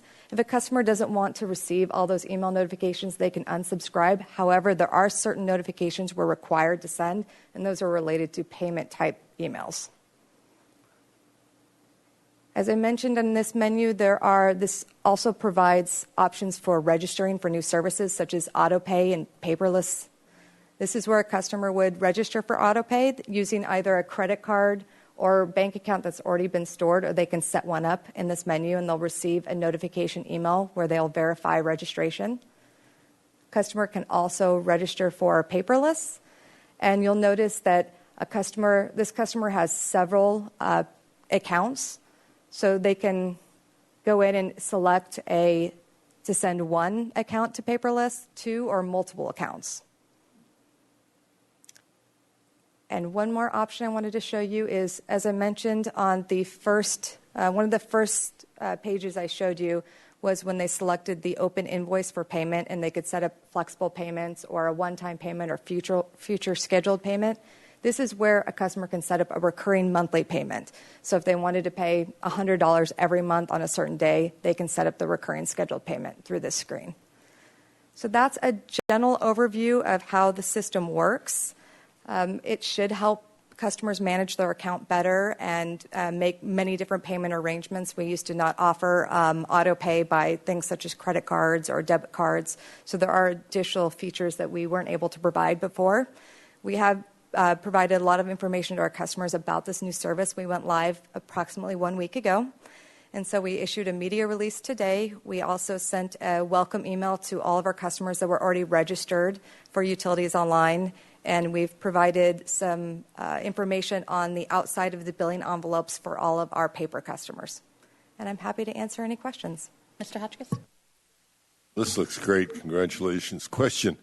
If I don't know to go to utilities, blah, blah, blah, is there a link on the home page or a button on the home page of the city? On the department website for finance, there's a link to utilities, or we can go on to the actual city website that says, how do I pay my bill? It'll take you to Utilities Online. So there will be something that says that on the homepage of the city? That is correct. Okay. On the Contact Us, my experience in the past has been sometimes you hit Contact Us and you got FAQs and another, but you don't have any way of talking to anybody. Do we have a telephone number people can call? We have, in all of the email notifications, we have provided both an actual email address and a contact phone number that goes directly to utility billing staff. No, but I mean on one of your pages here, if you're in the middle of something, you don't know what you're doing, and you hit Contact Us, is there a phone number attached to that? Under Support exit, if you go to Customer Service, it provides the billing staff phone number that is directly to our utility billing staff. Okay. Last question, can you pay parking tickets on this? I don't have any, but I'm just curious. We've actually been asked that a few times already. We've started with utilities. We have not expanded yet, but we actually are looking to see whether or not we want to expand this to further services for the city. Great, thank you. You can pay parking tickets online. I've done that, I do admit. Hopefully, no one needs to sign up for a recurring parking ticket piece. I have not done that. So if I'm already on auto pay, for example, so I get a paper statement and it's taken care of, it's taken out of my bank account. So do I need to do anything at this point to keep that moving, or what happens in this transition time? Madam Mayor, that is a great question. Anyone who is currently on auto pay, we will continue to process as usual using your bank account, because that was the option we provided before. We will be sending out a letter to all of our current auto pay customers either this week or early next week, alerting customers that we will be transferring that process over to this new online pay system, and that customers have the option to either cancel that and re-register using a different card or a different method, or allowing us to just transfer whatever method they have to the new system. So if someone does nothing, then whatever system they have in place will continue? That is correct. Okay. Great. Mr. White. Thank you, Madam Mayor. I want to express appreciation to our staff for doing this great work. This is another nice amenity and useful tool for us, and thank you for your work on this. Yeah, nicely done. So, all right. With that, any council member committee assignment reports? I'll just want to commend everyone connected with Old Spanish Days, and it was a busy week. It went off really well. I heard many good things. I want to put some rumors to rest. There has been some newspaper articles and conversations about the pancake breakfast. Kiwanis has decided, and they decided a while ago, that this year would be their last year in producing this. There is some talks if another organization wants to pick it up, but it's very preliminary. And I think, as I understand it, with Kiwanis, it was a combination of 65 years of doing this, old equipment, trying to find storage, as opposed to just about fees that haven't been raised in many, many, many years. So I just want to put that out there, that if there's an organization out there that would like to take it back up, and because Kiwanis is looking to do other things, then we're looking forward to that conversation. But otherwise, I just, again, want to commend everyone in Old Spanish Days and everyone connected with Fiesta, our Parks Department and Police Department. They, as always, and Public Works do amazing work in making it happen, and look like people really had a good time. So, viva la. Mr. White. Thank you, Madam Mayor. I attended the Kachuma Conservation and Release Board meeting this week and yesterday, and the issues that organization is charged with advocating for water rights on the South Coast. That's basically its mission. Coming up in the next year are very important ingredients, including the biological opinion relative to the steelhead trout, and a renewal of the contract for Kachuma. So these are very big projects, and CCRB's efforts are devoted to having a team in place of biologists and an attorney to be ready to respond to these documents when they come out. So the big ones on the agenda are to find a hydrologist who will be basically on our team, and also we are now going from an interim general manager. We are now recruiting for a long-term general manager. Maria. Thank you. I'd like to go back to pancakes. No, I'm kidding. It was a pleasure to help make pancakes to raise money for the Kiwanis, and also make tortas in the torta booth for Casa de la Raza. And I did one other fun thing, was the first annual car show and chili cook-off at the Boys and Girls Club on the east side, and Councilmember Dominguez was there too, tasting chili. And it was a great event, and it's a fiesta and it's a fundraiser for the excellent work that the Boys and Girls Club does, creating scholarships and funding for the kids to have their after-school programs there. Thank you. Okay, and with that, we do have a closed session. Conference with City Attorney, anticipated litigation. And we will adjourn from closed session, and we're not back till day after Labor Day. So enjoy the rest of your summer. Bye.